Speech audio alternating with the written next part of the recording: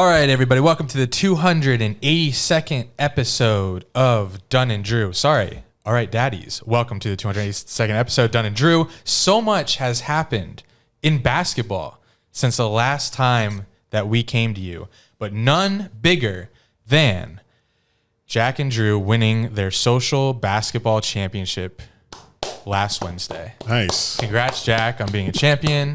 Congrats to you. Thank you. Started 30 as a champ. Yep. That was awesome. But in reality, none bigger than FAU in the Final Four. Let's go. It really... What you thought this was?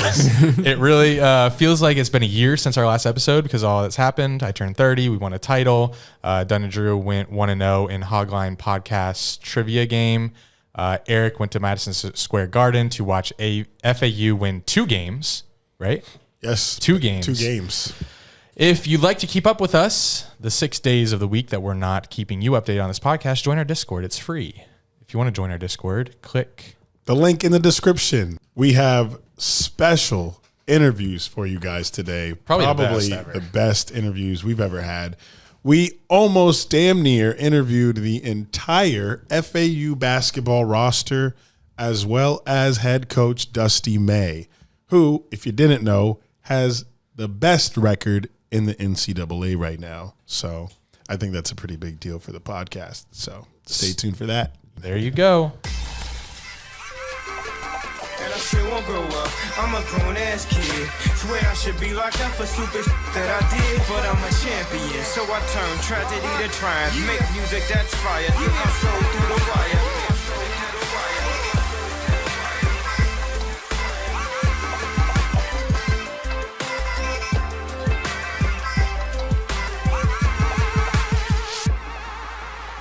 We are joined today by Jack's brother, Mitchell, and we have a very fun surprise coming for both of them in a few minutes. Yes. But first, we have a surprise for you guys, both. No, before you send us them, I just want to introduce myself and everything. This is Mitchell. Go ahead. You have the floor. It's pretty surreal to be here. I've been listening to you guys since the start, and then my brother becomes your co-host, so it's just pretty surreal. Yeah, how was that? I mean, it's, oh wow, is that weird? Start. I mean, I don't want to give myself credit, but I actually saw the tweet that you guys put out. Yeah, he's the reason I'm looking here. for a third co-host in Jacksonville. I sent it to him like, we hey, figured you saw it because he doesn't. I'm not active on Twitter. Not active at all. Yeah. So Yeah. I'm the real one here. So That's I've been true. listening since the very beginning. So it's pretty crazy to be here. So thank you for having me. If you lived here, just think about it. It would be you in that seat. It literally would be me in that seat. So yeah. And also, you just prefaced it a couple minutes ago, Andy, but yeah, congratulations, Eric, on FAU. Thank you. I don't know what that's like. I went to Rutgers. Yuck. Rutgers, in my this is going to blow your mind. In the 4 years that I went to Rutgers football won 9 games. I can relate. Yeah. That's true. But Rutgers basketball since 1990 has made only 2 NCAA tournaments and has 1 tournament win. So the past 30 years. So That was us. Almost. I guess a week ago it was you, but yeah. Our But only one was 2002, and we just became a basketball program in '88. Yeah. So we didn't have basketball. So you're living my dream right now. That's great. It's great. So I hope one day it can be me, but I'm not going to hold my breath. But yeah, Rutgers soak it all in. Rutgers is tough. Rutgers is tough. Yeah. Very tough. Yeah. Greg so, Schiano, though, Rutgers legend. Okay. Yeah, exactly. So, that's pretty much all I had to say. But we wanted to send this. Jack just sent one of your guys' podcasts. It's episode 203, back in September 14th, 2001, at the 50-minute mark. 2021. What did I say? I think you said 2001. Maybe I Not misheard you. 2001. 2021, September 14th. So you're hooked up to the audio board, right, Andy? In a second. Okay. So when you do go to I'm very excited for this. the 50-minute mark. So just to set the scene, right? So this is year 1 of Urban Meyer, year 1 of Trevor Lawrence. Yeah. You guys just got back from Houston, Texas, when you lost to the Texans. Oh, yeah. I'm sure you can remember this. Yeah. This is going to bring me back to that. Thanks. I think we can. So the reason why I brought this up What is minute mark? the 50, 50. do like 49.50 or whatever. But I called in, took your guys' call, or you took my call, and Yeah, just play it. that's pretty much it. But I think we can all laugh about this now because the Jags are good. So, but yeah, it's funny. It's going to be weird. Yeah. I don't usually go back. Seattle, and and Bucks. My voice sounds good. Seattle is going to be tough, always is, but That's not me. Saints are prime. Seattle Bucks back to back, so that'll be tough. But I hear you drinking. You're looking good, Oliver. you are Oliver. Lansdale, PA. Another new one. Eagles. It's a guess. You guys What's going on, Eric and Andy? This is Mitchell calling from just outside of Philadelphia. You guys asked for my NFL Week 1 takes. I have quite a few. I'm going to try to get them off as quickly as possible, so don't take too much of your time. First and foremost, my condolences. I know you're going to get a lot of calls about the Jags and whatnot, and it'll probably be a very somber podcast, but I'm hyped. Just want to say my condolences. Well, we'll start with the Jags take. I think they're going to get the number 1 overall pick again. Jeez. Sorry. Whoa. I think Urban might be on the hot seat at the end of the year. No. I think he is not cut out for this, for the NFL. They're not firing Urban Meyer. Sorry to we're stalled on the wounds, but there you go. I didn't even listen to the rest, but I just thought that was so funny that I said that. But that is not just funny; it's impressive. Yeah, you would. They did get the first over pick again. They did fire Urban Meyer mid-season. Holy crap! That's crazy. oh man, Congrats on a great take. Well, yeah. Again, if you guys were still bad, I would feel kind of bad like bringing that up again. But I think we can. I think we can all like laugh at that now. Oh, you guys yeah. are good. Yeah. You won the playoff game, so Our confidence was peak that season. So Not firing Urban Meyer. I was Damn. I was handed a fat L that season. I would have, if I called into a podcast and had that take, I would have thrown that in their face so fast. But I appreciate you being considerate of our feelings. Well, here we are 2 years later. It's all good. So Everything's good. We're winners now, so it's all good. we will be next year too. Yeah. Kenny. We'll see you guys again. The Steelers. Yeah. We will. We're all going. Be there. Yeah. Oh, we're gonna go to the game. Of course. All right. We're travelers. Nice. Well, thank you for being here. Thank you for being a loyal Dunn and Drew listener. Of course. And thank you for showing Jack Twitter. Yeah. And yeah, I don't know if you'll get to it, but we did watch Hereditary last night. I don't know if it'll be this episode or next episode he gives it, but he's got a nice fresh movie review for everyone. So Great. I cannot wait. It's my favorite segment. All right. Let's transition to my surprise. All right. here we go. So we're here with two-thirds of the members of Hogline Podcast. Jack and his brother Mitchell. You guys know Jack. Every year, I don't know, they do a trivia segment and they do a really good job, but I feel like they would like to participate in their own trivia. So I found 2 of the greatest trivia makers west of the Mississippi, below 500, and invited them on the show to do a trivia Dunn and Jeopardy style, like you guys do on your podcast. Dunn and Drew versus Hogline Podcast. Wow. And that is the little surprise. Okay. This is a great surprise. I feel like A clash of 3 podcasts. yeah, whoa, a good way to promote your Jeopardy season and to partake in it yourself, because I'm sure you are dying to partake in trivia. Yeah, we've made hundreds of questions and we didn't get to participate in our own game. So Yes. Perfect. But you learned a lot while making it. Yeah, So That's why I'm kind of scared.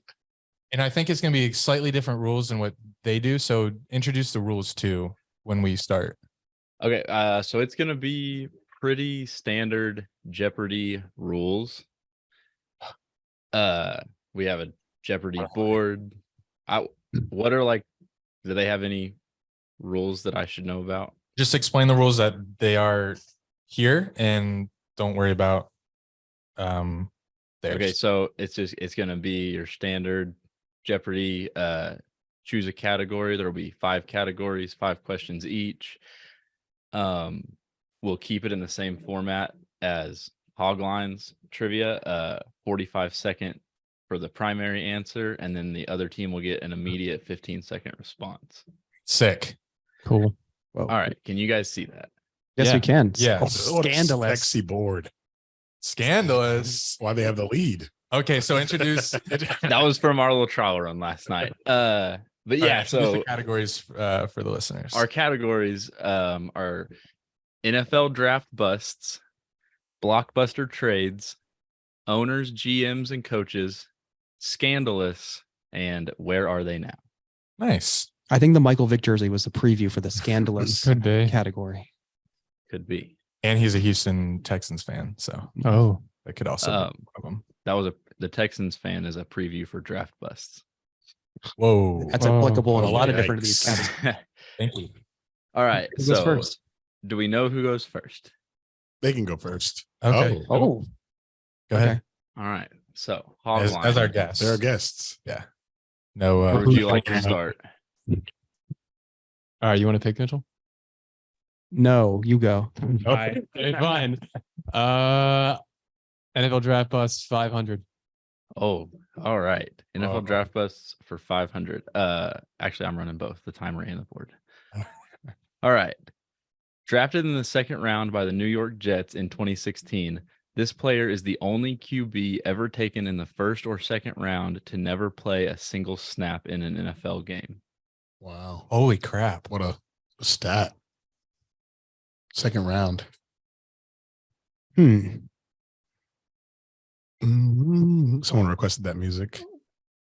Andy can put that in post. Yeah, I could do that. Do you have any first inclinations of where you'd like to go with that one? Also, Gooch, if you want, I could run the board. Oh, he's back. Sorry. What up, Hunter? Hunter, you Alright. now have control of the board. Yeah, my fiance called. Sorry, guys. Anyways, Should have hung up on her. 10 seconds. Damn. You guys did choose a 500. We did. Do you have a name? We got what we're asking for. I don't. Time Unfortunately, is up. Or do you have an answer? we do not. All right. Christian Hackenberg. Christian Hackenberg is correct. Whoa! You do that on purpose? Excuse me? Were you doing that on purpose? Did you hold on that? No, He brought that out of Did not his do it on purpose. Pennsylvania bag. did not do it on Oh purpose. my! Hunter, you can hit spacebar to reveal the answer. Wow. He went to Penn State. Would you have boom. gotten that? You got Who- that? Would you? You don't know?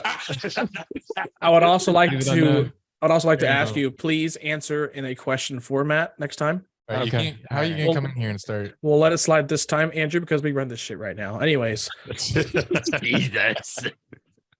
so next, All right, god dang. We'll do where are they now? 500. Hunter, are you reading or am I reading? I'll read it. All right, you got it. Is it not plugged in?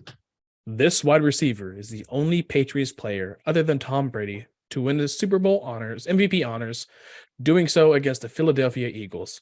He now sells real estate across the eastern United States. What Sells real estate. is the only Patriots player other than Tom Brady to win Super Bowl MVP doing so against the Eagles? Okay, so 2004. Ooh. MVP doing so against the Eagles. It's the only Patriots player. Wait. Wide receivers Andy really thinking.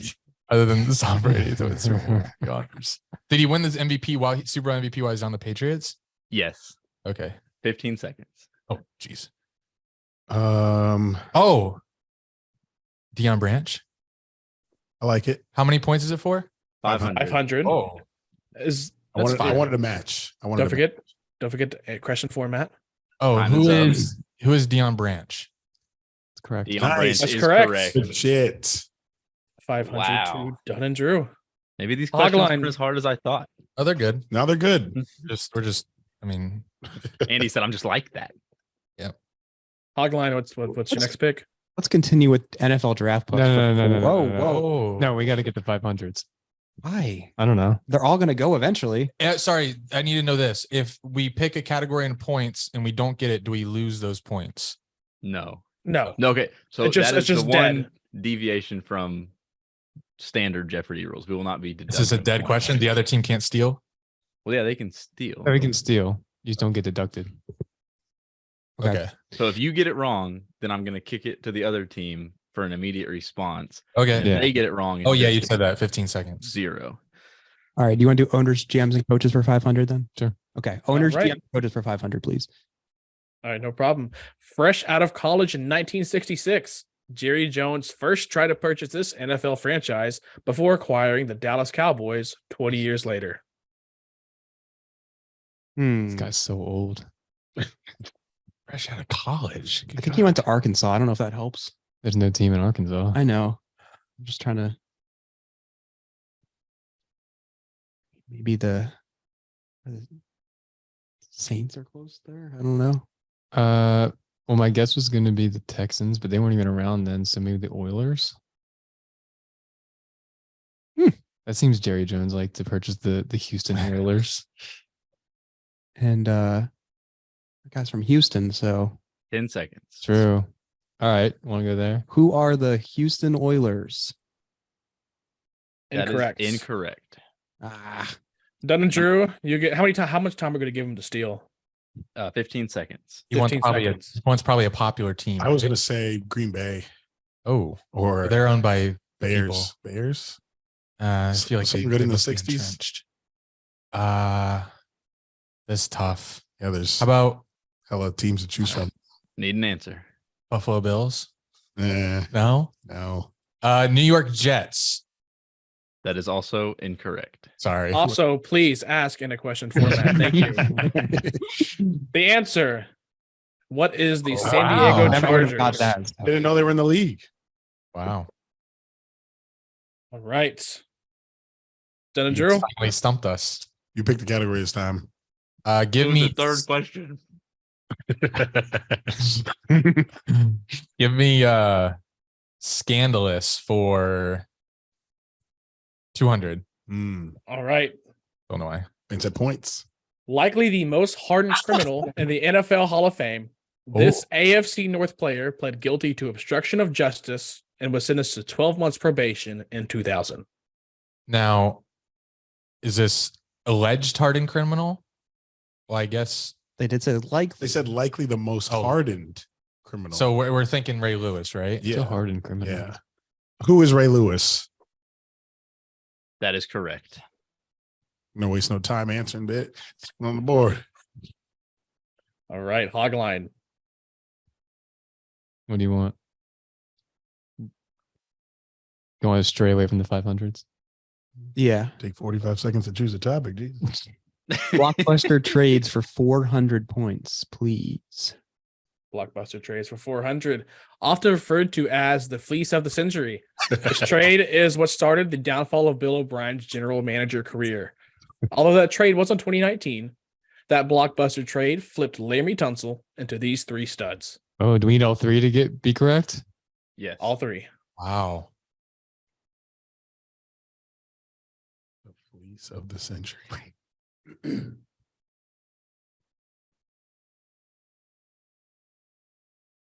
Well, we got one of them. I think I know.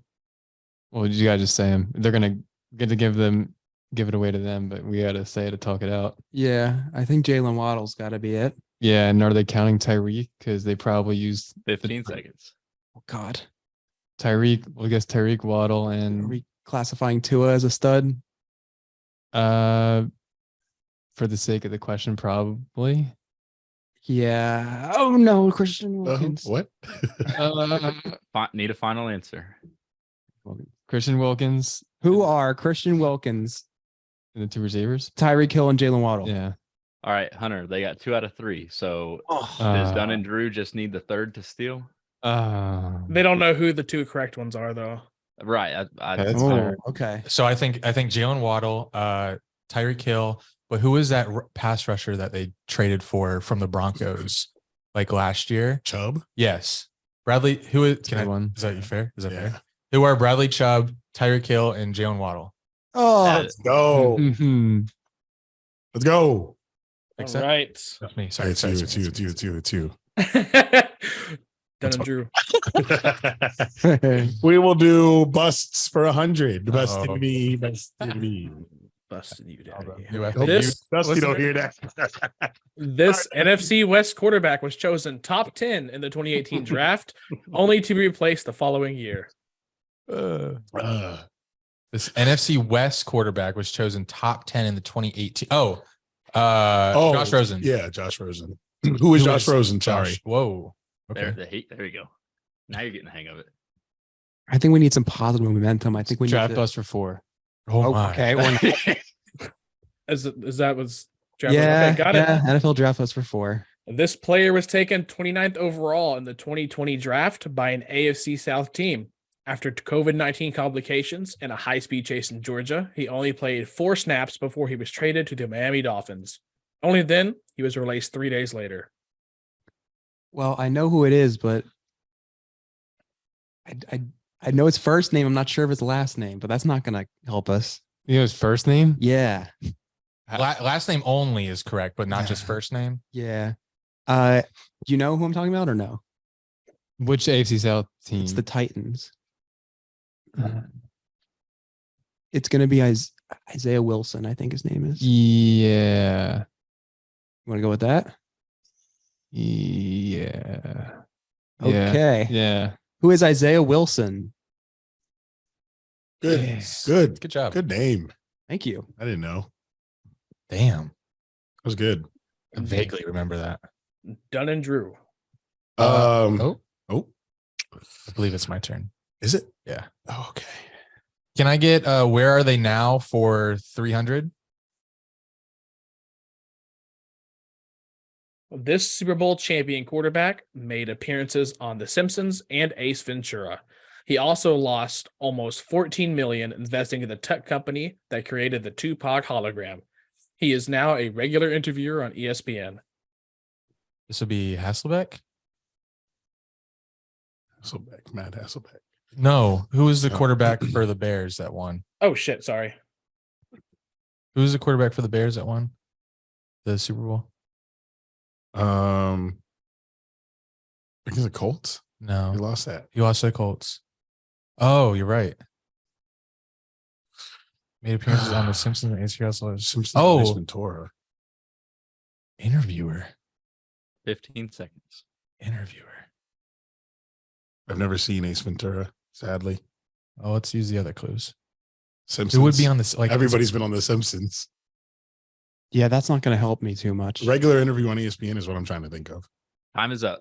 Need an answer. Oh, who is Steve Young? Maybe he's an interviewer on there. Incorrect. Who is he? Hey, hey. Okay, fine. Wait, where's our video? I was about to say something. Speak up. Hogline, this is your chance to steal. You got 15 seconds. Is the camera Do you dead? do you have anything or no? I don't know what Ace Ventura is. I mean, I saw it once, but I don't really remember. Um, Who is Trent Dilfer? The answer was Dan Marino. Oh, Dan Marino. Well, that's Dan Marino didn't win a Super Bowl. oh. Gooch, that's on you. That might be on me. Ooh, Should I get the points for that? Was it unplugged? Or Good No. job, Gooch. I mean, it didn't die. I'll wear that one. No. All right. Well, we both got it wrong anyway. So All right, Hogline, it's your chance to choose. I like What draft are you picking? 300 draft bucks. NFL draft bus for 300. The second player to ever win back-to-back Blitnikoff Awards, this wide receiver was drafted 5th overall. He brought in 865 yards receiving and 5 touchdowns as a rookie.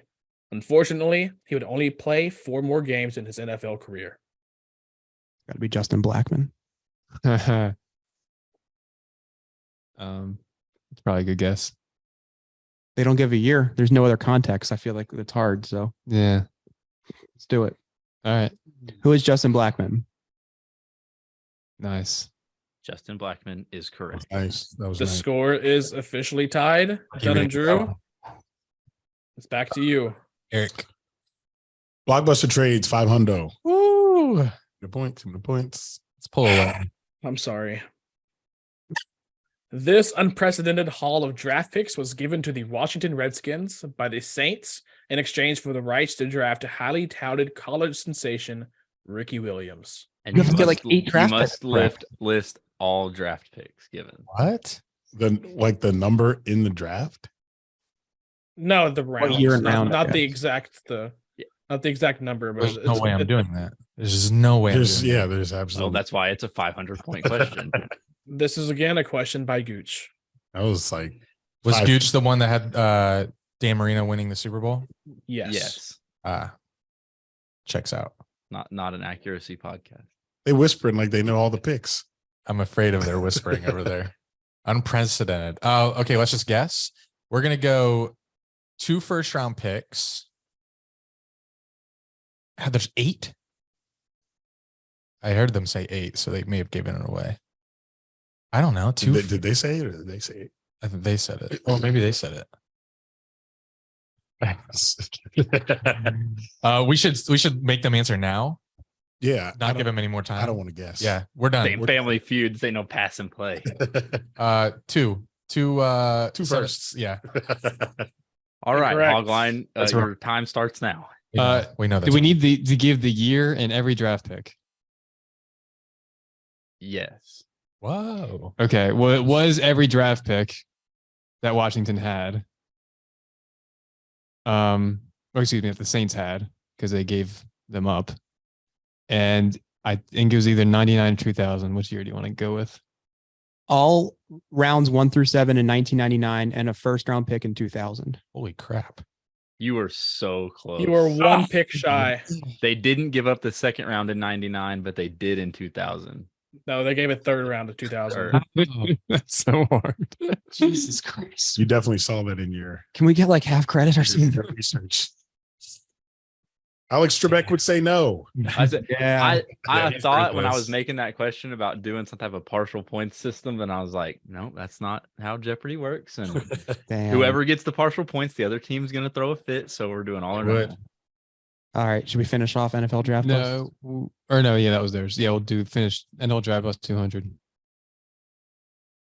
Yeah. Widely considered one of the worst draft picks of all time, this player was taken 2nd overall in the 98 NFL draft.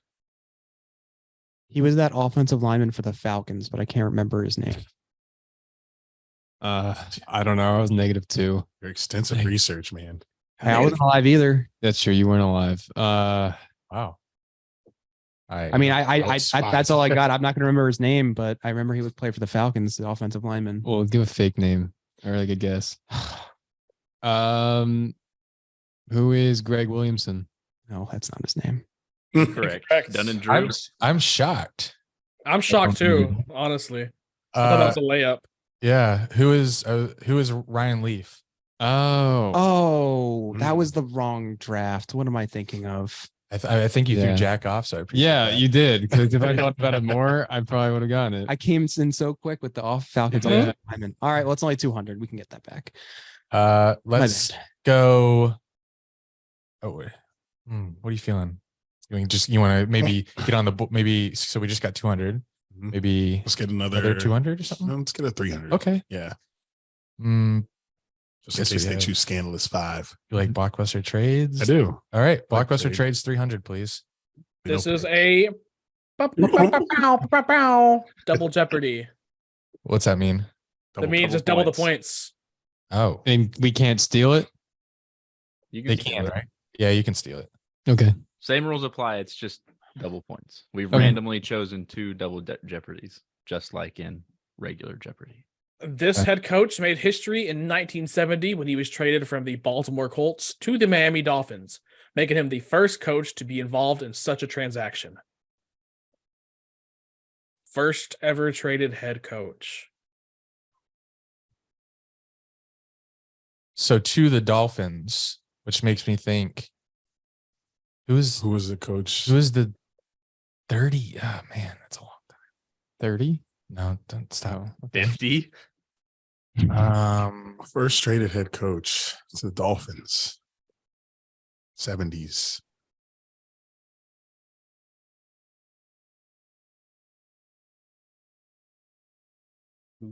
In seconds. I can't believe you got Christian Hackenberg. Fudge. Time is up. Need an answer. Who is Dick Vermeil? Incorrect. Who is that? Hogline, you got a chance to steal the double Jeopardy. Who is Don Shula? So stupid. Don Shula is Killing correct. Oh God. Damn it. And The Hogline tables have takes the switched. lead. Hogline takes the lead and the, what do you call it? The energy, I guess. I don't know. Momentum. The momentum. That's what it was. And also tables have turned, not tables have switched. Want to do scandalous? Okay, for 400. okay. Scandalous for 400, please. Wow. Well, Oh, the goodness. second wow. double jeopardy. Former NFL running back Zach Stacy received this sentence after a viral video surfaced of him launching his fiance through a flat screen TV.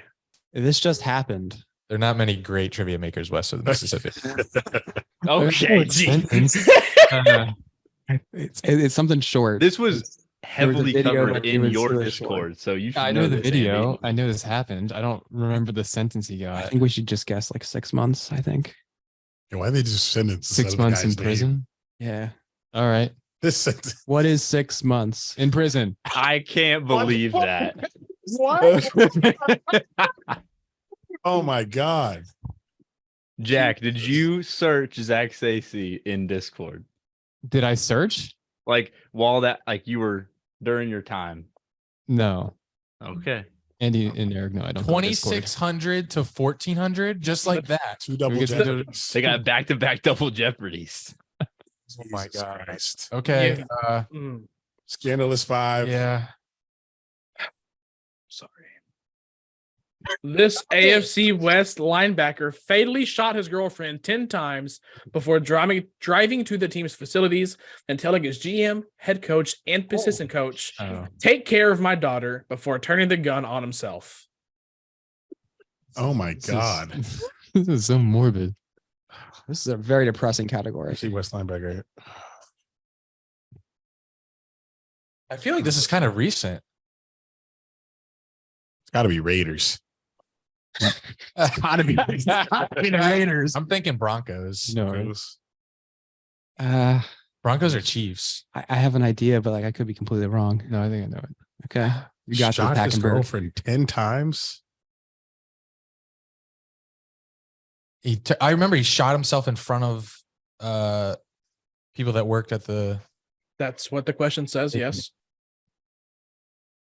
He remembers you reading it. Jesus Christ. Do you have a name?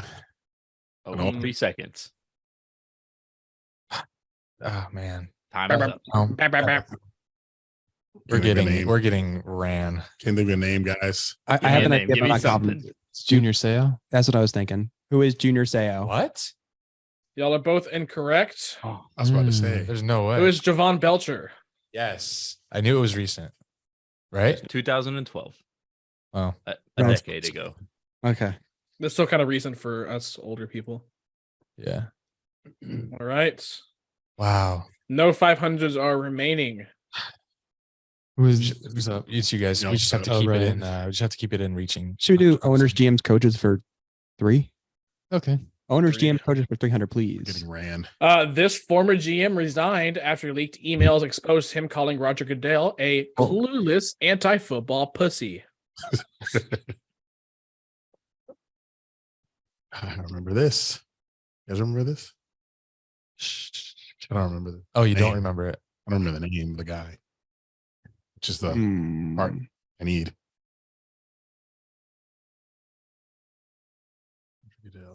Well, it's part of the John Gruden thing, but I forget who. Mayock? No, no. Isn't he the GM? I think it was, Oh, Bruce Allen. Okay. Is that Oh, right. I just realized Gooch made a I mistake. fucked this It's supposed question to- up too. Yeah. I Is fucked it this supposed question to It up was- be- too. is the answer is supposed to be Gruden? Head That's what I coach. thought. Yeah, it's supposed to be Yeah. head coach. okay? Oh, Who is John Gruden?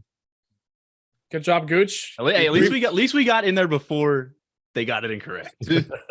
Whoa. What did you just do? They gave him points. No.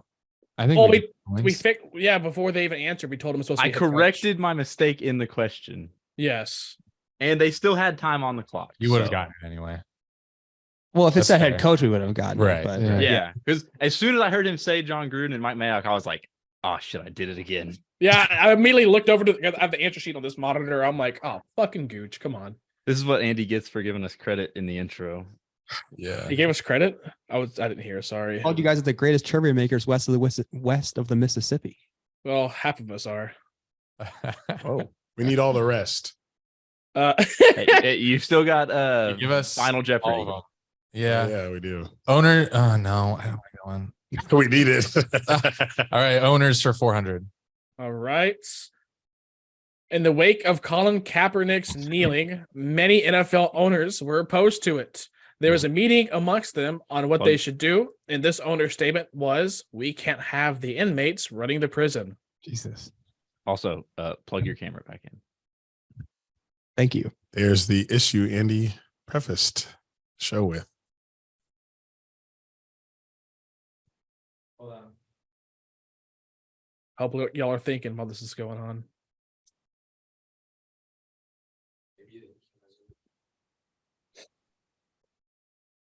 What a wild quote. I think it was the Texans owner. Was it Bob McNair? Is that what his name? I don't know his name. We'll say who is McNair. We won't say his first name because I know there's a Steve McNair. No, that was Titans quarterback. Inmates running the prison. I mean I can't really think of anyone right now. I can't think of his name. Who is McNair? Yeah, so there's two. We need a first name there because there's two owners that have the last name McNair. Oh, Who is the Texans owner McNair? God damn it, Andrew. There's two Texans owners with the last name McNair. Oh god. I think it's one that died. Bob McNair? Does that sound right? If it's in your head, then it's your gut. Who is Bob McNair? Correct. Technically correct. That's right. Bob Why? for short. Why trust your gut more than you? Hogline. Go ahead and do it. Sweating. one take. Where are they now? 400? Yeah. Where are they now for 400, I'm please? about to steal this. One of the stars of Netflix hit show Last Chance U. This quarterback turned DB was signed as a UDFA by the Chicago Bears. He was later picked up by Tampa Bay as a wide receiver, where he would win a Super Bowl alongside Tom Brady. He's currently active in the USFL. All right, wide receivers on that Super Bowl team. Want to name them? We're gonna give them all away, but fine. Who cares? Yeah. Mike Evans, Chris Godwin, Antonio Brown, Scotty It's Mike Miller. Evans. It's not Scotty Miller. Um, No white DBs. That's true. Serial Um, Grayson. Who? Serial Grayson. I almost hit the job button. Who? Thanks. I mean, it's not Scotty Miller, Antonio Brown, Mike Evans, or Chris Godwin. I don't. So Cereal Mason, like the food. Serial Grayson. Grayson. Yeah. 5 seconds. All right. Give Who it. is Serial Grayson? That answer is incorrect. Yeah, sounded good. Dunn and Drew. It's definitely this name, though. I'm not good with names, but I know who it is. No one's named What? Cereal. You know who it is? Yeah. Hell yeah, bro. Don't know his name. Oh, Trash at names.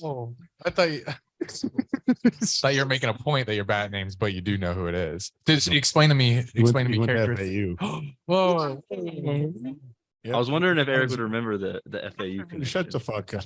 I'm just Who is? honestness. Fuck, what's his fucking name, man? Who is John the Third? Dude, should we take in that? Take it. Give Take give it. me a last name. Take John the Third. We made him. It's John. Not There's Mechie. so many Johns. You know I'm how gonna many need. Johns? Kill me, John Mechie. I'm gonna need a last name. Yeah, there's literally a Man, John you got Mechie the third. Huh? We made Andy give Bob, so I'm gonna need a last name here. But I got the third. All right, We 15 also made seconds out. Hogline give Yeah. every single draft pick in the That's true. Ricky Williams trade. That is true. I don't even want to see the answer. I'm gonna fucking break the model. You are 2/3 of the way there. I know. His last name is just not. It's just Just not say name. registering. Say Smith. John. Johnston. John. Samson. Is it Andy John? being kind of racist right now. John Smith, Richardson, Smith. John Smith. I doubt it. Oh, John. Fuck. Damn. Jacob Jingleheimer. I guess we'll. I mean, we got to pass, man. I can't. There's no. I can't It's been think. like You can't give me one last name. You can't give me one. Look, we're giving you extra time to think of his fucking last I name. know. like, I just don't want to you- say no random name. 'cause You have the right person. I know that. yeah, we know. John Roberts the third. That is incorrect. Hogline, do you want to steal? No, Oh, wait, no, that was a No, steal. that was the steal. That was a steal. It is John Franklin. Should have thought of Ben. There's no way that person exists. Eric, before you break the monitor, fix the camera. Andy's on it. Andy's at it. You guys are up to pick though. All right. that steal lasted so fucking long. I forgot it was a steal. Let's do scandalous for 3. Scandalous for 3 hundo. In 2014, Adrian Peterson was suspended 15 games for brutally beating his son with a switch. God, you love Would a go person. on to play 7 more seasons in the NFL and finish his career with this NFC West team. I want to say Seahawks. Hold on, let's go through it. Seahawks, Niners, Cardinals. I feel like I can see Peterson in a Cardinals Yeah. jersey. He was there. What's the other team? Seahawks, Cardinals, Rams. No, No, it was Cardinals. Cardinals. Yeah. Or am I thinking of the other Patrick Peterson? You are, but I think he played for them. Still playing. Let's go. No, I'm thinking. Oh, never mind. But I feel Seahawks. Okay, let's go. You think Seahawks? I just feel like he like. Oh, we Feel got like our he next was with beast Pete- mode. think Like, he was with Pete Carroll. no, let's go. Let's go. Oh, Cardinals. Oh, Cardinals doesn't sound right. really? I can't envision him in red. I can. Red or blue, man. I think Cardinals. Pete Carroll, Adrian Peterson. Cardinals. But I feel like they replaced. They're like when they got Peterson. If it was the Seahawks, it'd be like, oh shit, beast mode's back. Because it's like, All right. back. Time's up. I'm gonna need an answer. Let's go. Who are Who the Cardinals? That is Incorrect. incorrect. Oh, Hogline. fuck. Good. That's a tough. It's who is the Seahawks? That's the right answer. But Yes. he played on the Cardinals right before the Seahawks, like to finish his career. So Yeah, it's he tough. played on like 3 teams in 2 years. Yeah. Yeah, he went and- Washington, Lions. Yeah, some of the Lions Saints. too. Jeez, Saints. Yeah. All right. Sorry for not trusting my gut. Yeah, And Andy hates his instincts. he does. Oh, can you give us the points? Oh, sorry. Apologize. Thank you. Thank you for keeping me on my toes. What do you want? Where are they now for 200? This AFC South quarterback led his team to the 1999 AFC Championship game. In 2010, he filed for bankruptcy after going $25 million in debt. He is now a high school football coach and the owner of several Whataburgers in the state of Florida. The 99 AFC Championship. It was the Jags, right? Yeah, it was the Jags. Mark Brunell. Probably Mark Brunell. Who is Mark Brunell? Mark Brunell is correct. This Mark an Brunell is ass actually beating. the quarterback coach of the Detroit Lions. That's correct. Not Good a job, Gooch. Nice. 4. high school football coach. Okay, I'm sorry that I don't have the most up-to-date sources. Ricky? He Did you still make owns the like a year Whataburgers, ago? though. The Whataburger part was correct. That was the more important part of the We're question. gonna need a Final Jeopardy steal here. Blockbuster grades 200.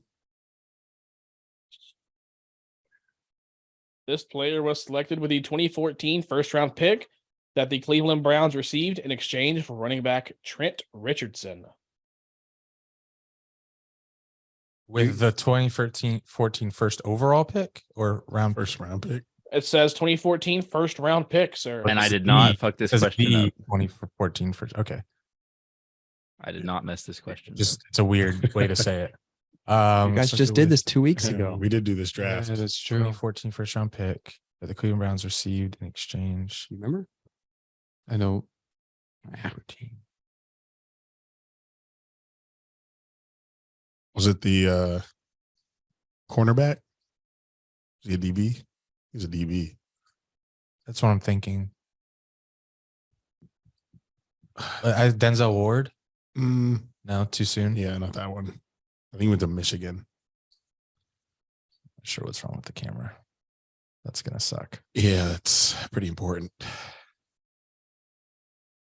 Yeah, I got nothing. Oh, Justin Gilbert. Who is Justin Gilbert? No, that is not the right answer. Hogline. Well, Johnny Manziel. Yeah. Yeah, because they had 2 picks and Manziel was that one was too hard for 200. So who was Johnny Manziel? Well, next time you can make the board. Yeah, they had 2 picks that round. Yep. that year. Owners, GMs, coaches for 200. Currently known as the worst owner in the league, he has been accused of sexual harassment, bullying, intimidation, and creating a hostile environment. It is to the point where all the owners have been trying to vote him out. Who is Dan Snyder? It's too hot. Ding, ding, ding, ding, ding. Dunn and Drew, back to you. Where are they now? 100. 4 years after winning Rookie of the Year in 2006, this quarterback was released after a falling out with Coach Jeff Fisher. He now works in the alumni relations at his alma mater, the University of Texas. Pretty sure this was a Hogline Yes, question this was your Young. question on the Hogline, that pretty I much. had and couldn't say his name. Yeah, Vince Young. It was Vince Young. Who is Vince Young? He's so used to Hogline points. I know.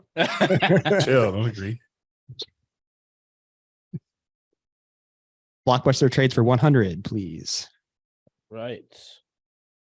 This quarterback was drafted in the second round by the Atlanta Falcons before being traded to the Green Bay Packers for a first-round pick the following season. Who is Brett Favre? Who is Brett Favre? Questions, guys. It's 100 points. They're supposed to be fairly simple. Scandalous 100. This AFC North player was suspended a total of 10 games for 2 separate sexual assault allegations occurring in back-to-back years. Who is Kareem Hunt? I don't think he's sexual. I think that was more brutally. I'm wrong. This would be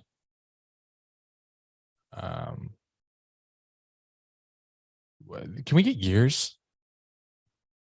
No, you don't have to, but just Off the top of my head, I believe it was 09-10. It's two separate. Was that Ben Roethlisberger? Did he? I thought he only had one allegation. I don't remember him being There's only one. out but for I 10 feel like that games. has to. That Thank you. Well, has to be the answer. it's- It's like, but In 09 and 10, I feel like he was. That's the only thing I can think about. I need an answer. Who is Roethlisberger? It was Big Ben.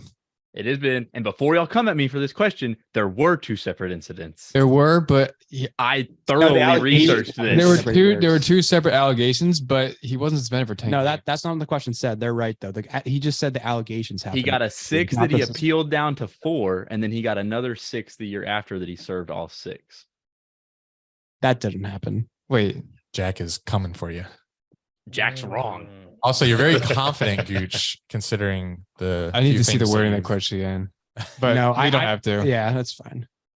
This head coach's contract details have been shrouded in mystery for the entirety of his head coaching tenure. However, he is currently believed to be the highest paid coach in Americans pro sports. This is our question, right? This Hogline, correct? Yeah. I'm gonna. Do you know it? No, I'd guess Belichick. sure. I don't know. I really don't know. Why am I drawing a blank? Who else would it be?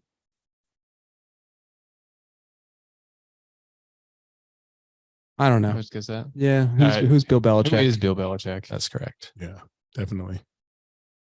All right. Well, Well, if we bet our entirety of our points, we'll be tied. Right. Not if they get it wrong. Right. Let's do it. But we have to. This is dramatic. Give us a score update. all right. So, Score the update. current- We have. Sorry. Should Sorry, have done Gooch. that throughout Or no. the show. Hogline is leading with $4,000, and Dunn and Drew Oh, is far dollars. behind at $2,000. That's Yeah. more than Jack's made in his entire stint with Dunn and Drew. Yeah. I don't think so. No, I think he's a little more than that, boy. So How are we gonna give our answers? They're lying. I'm underpaid. what's next? How should we do this? Y'all got like a pen and paper y'all can write down on, and then reveal the answers and how much you That or wager. they could do it like Hogline and direct message me on Discord. yikes. Well, Let's. I think they're. Why? I'm pretty Why sure they're yikes? betting On their all. Hogline, y'all had to text Jack. Well, Let's, we're betting 2,000. We can text you. Oh, they got text me the answer. Jack don't have my phone number. You also got to text us They the can just answer. write it down. We'll I trust said them. we can Yeah. text you. We'll all get just it. write it down on our phone. Okay. Yeah, that's fine. Yeah. So we're going to give you all a minute. So we're going to go and give you the question. And the question is for Final Jeopardy. No. How many sixth seeds have won the Super Bowl? Don't like that. No. Yeah, let me just go back No, through that's my not it. Super Bowl history. Okay. 6 seeds. Okay. How many is that the last place, right? So wild card, the last wild card. Yeah. I know the Giants did it once. Should We're just should we talking to them. text? Yeah, maybe. I don't know. Yeah. I know what you said. Type Odds I'm looking it up. If there's a tiebreaker, I'm going to need y'all to name who they were. No. We named them and we know it. Oh my God. Jesus Christ. Jesus. Yeah, Well, I guess it's game over. They had months of research. Go ahead. We go first? We'll go first. We'll go first. Okay. 2. Our answer's 2. We're wagering 2,000. All right. And Hogline. Hogline, what's your answer? 2. 2. And You wagered how much 2,000? how much did you wager? 0 We were 0 Wait, where'd you write that down? on the on the phone. note. Okay, cool. So we Why did tied. you- No, you want a tiebreaker? The answer is 2. Correct. Yeah. Do you want us to tell you who they are and we'll win? Wait. What if we can tell you? What if we can So, tell you who they all are? right, I will give y'all an additional. I'm going to need y'all both to write this Time. down on your phone. We have it Yeah. written down. They wrote Okay, it well, down so already.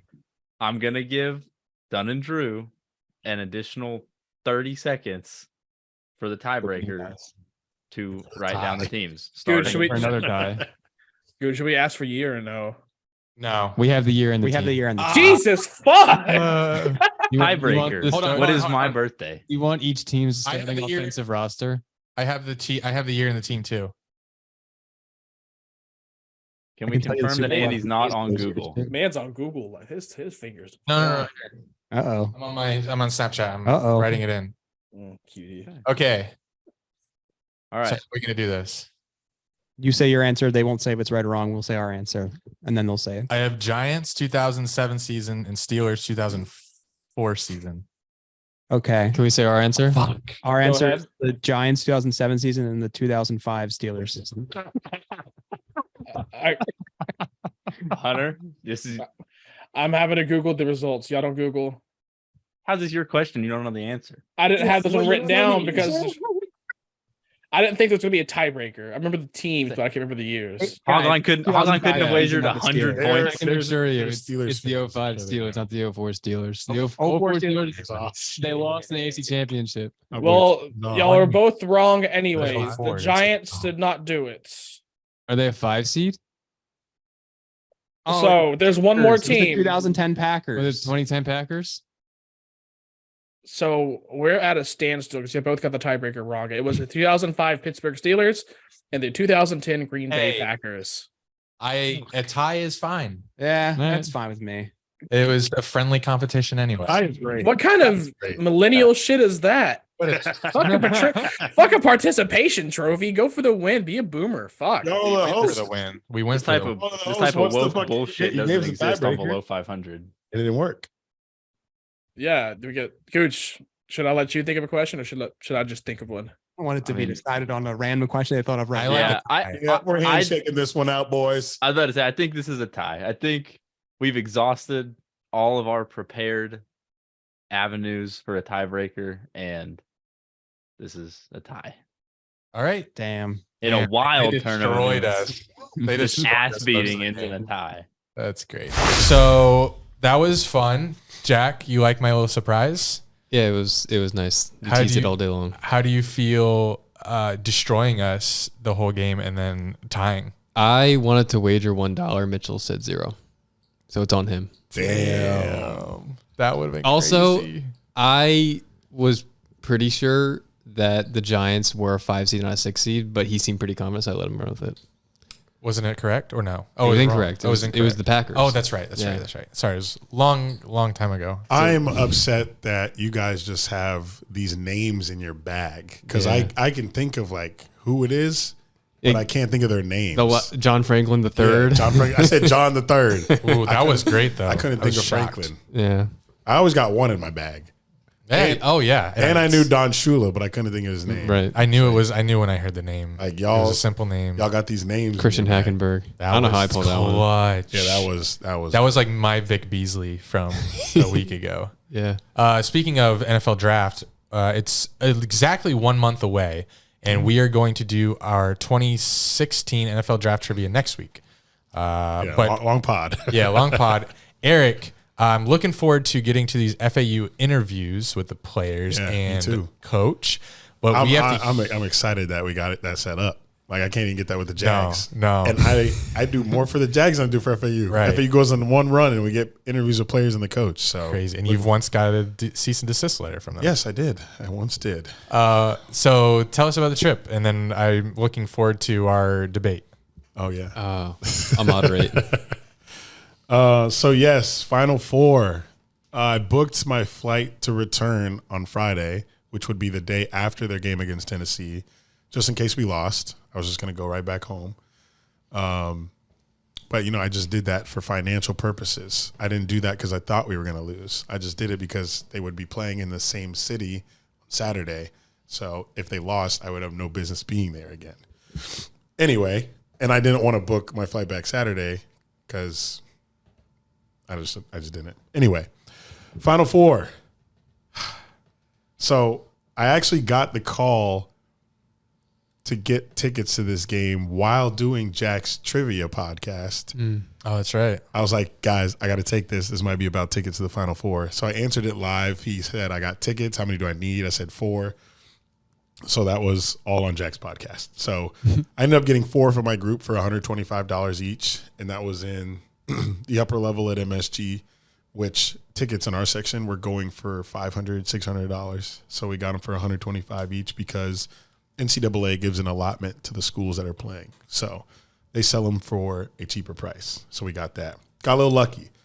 They put out a donation, not a donation link, but a request link, and they had 7,000 requests and only got 1,000 tickets. And I got an email that I didn't get them, but I tweeted that email. So I think the guy that called me saw it, knowing I wasn't getting tickets, and asked me if I wanted them because he's a former colleague of mine at FAU and works in FAU athletics now. So I think me tweeting helped me. Did you know him? Yeah, I knew him. Oh, okay. Yeah, he played on the FAU football team under Lane Kiffin. So Gotcha. Yeah, we were friends in FAU. So I think I got very lucky with that because they prioritized donors, obviously. And I'm not a donor. I've donated $20 total to that university, besides my tuition and my exposure for them. But anyway, got there Thursday, walked around the city, cloudy. I'm never in New York City when it's nice. I hit a few bars, went to the FAU reception, which they had at a very upscale bar. So my double Casamigos were $82 for 2 drinks. What? And they included gratuity, so that was another $12. That was $82 total. So they cost me $70 with gratuity, $82 total. And after that, I didn't buy another drink in that bar. But MSG right now is full of construction. So when is New York nice? Yeah, but like MSG specifically, before we went to the FAU reception, we were walking around MSG just wondering like how you get in this building. Because it's the arena, but it's surrounded by office buildings, and there's the train station right by it. Right. So there's all these entrances, and we couldn't find it because there's scaffoldings up and there's walkways. New York City's a dump. But we found it, then we went to the party. We had tickets to both games, so we watched Kansas State and Michigan State before our game. Wild so game. we sat in our actual seats for that game because it was a packed arena, and that game was awesome. Went to OT. Had Kansas State fan behind us, Michigan State's fans around us, so we got to see perspective from both fans watching it. Watching Powell, I keep forgetting his name. Noel. Yeah. Wow. Powell? Yeah. Norman Powell? It was just kind of like mesmerized. I was like, how? Yeah. How is this guy doing it? Give me some background on him. Is he eligible? Is he going to come out for the draft, or does he have to stay in school? He's eligible, yeah. I think he's a this is his 4th or 5th year. So like he's a senior. Wow. He's like 5'8". I kept seeing passes. I'm like, what? How is it? This guy's got to be the number 1 pick. Hey, he set the record for assists in that game. Yes. Yeah. That's You 19 crazy. or 20? Yeah, 19. I Yeah. think. Yeah, I think he had 20 points, 19 assists. Yeah. Yeah, you almost had a 2020. Yeah, been cool. He almost did. And also, he like sprained his ankle. It looked pretty bad. I mean, he twisted his ankle. He's like me in our championship game. I was about to say that. But he was like limping for a lot of it, and then like I guess at the end he just kind of like it got numb. But I forgot that he twisted his ankle. Like it's come overtime. It's just crazy. He did that all. Probably hurt. Yeah, so that was fun to watch because I knew the winner of that we would play next round. Mm-hmm. So when I saw Kansas State win, I was like, damn, I don't really want to play him. I was real nervous to play him, but beating him, I was like, I don't know how we did that because he made like that. You remember that The bank three. The bank three Yeah. he made like late in the game. Why? Like the shot clock was running down, I think, and he Yeah. just like chucked it up. Of was course, like, it went in. It This was dude wild. crazy. But after that game ended, me and my friends I was with, we were looking at the other section across the way in the lower level, see how many people left. Went out to the concourse, see how many Kansas State fans were thinking about leaving. Got some beers past the time, and then we went down to What's the a beer lower at level. MSG? 19. Holy God. What? Yeah. Yeah. So T. Pendell went to FAU with him, does YouTube and other content, but he bought us 4 beers. It was like 80 something. So yeah. Wow. Fuck New York. But I was saying like the other Elite Eight games were played in Louisville, Kentucky, Las Vegas, and Kansas City, Missouri. And I would much rather play and watch FAU in the Garden than any of those other cities. So I was trying to see the silver lining in spending money in New York because I would still care that we were in the Elite Eight, but it just meant so much more that I was watching at MSG. That's true. So, but the Amex got fucking beat the fuck up.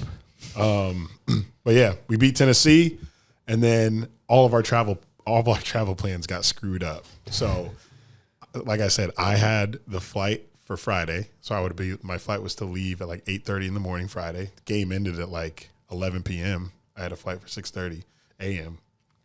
My other 2 friends, one of them flew in from San Francisco, so he booked a hotel Saturday, so he didn't have to just get in a plane and go right back across country. And he had an upgrade to a Delta One cabin, which has like a bed and stuff like that. So he couldn't take that anymore. He was supposed to leave Saturday, but now we were staying till Saturday night because that was the next game. And then my other friend, Nick, didn't even book a return flight. So Real. He was just waiting to see what happened. You would have stayed in New York. Yeah. It's our new life. So I booked the hotel for the next day, the next morning. So I wake up and I book our hotel for that day because we were checking out of the one we stayed in because I only booked it for one night. So we did that.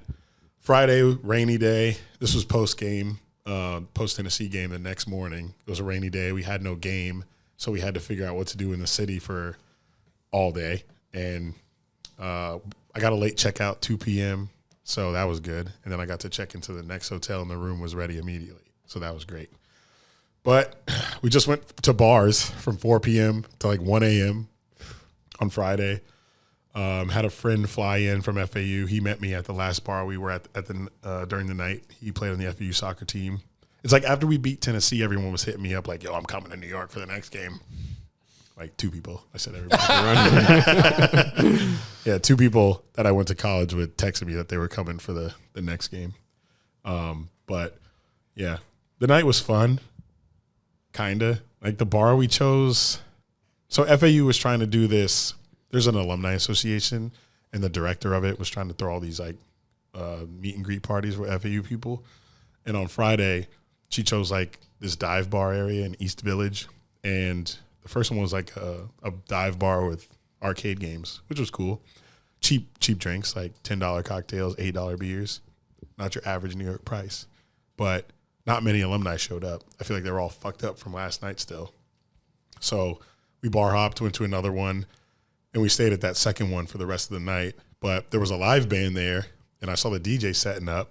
So I was like, I need some music right now because it was just a live band playing like the old 2003 Madden soundtracks, like Fall Out Boy and stuff like that. So I was like, Sick. I need Dirty Sprite now. Oh. But I saw the DJ setting up. He's got tats. He's got the New York hat. He's got the chains.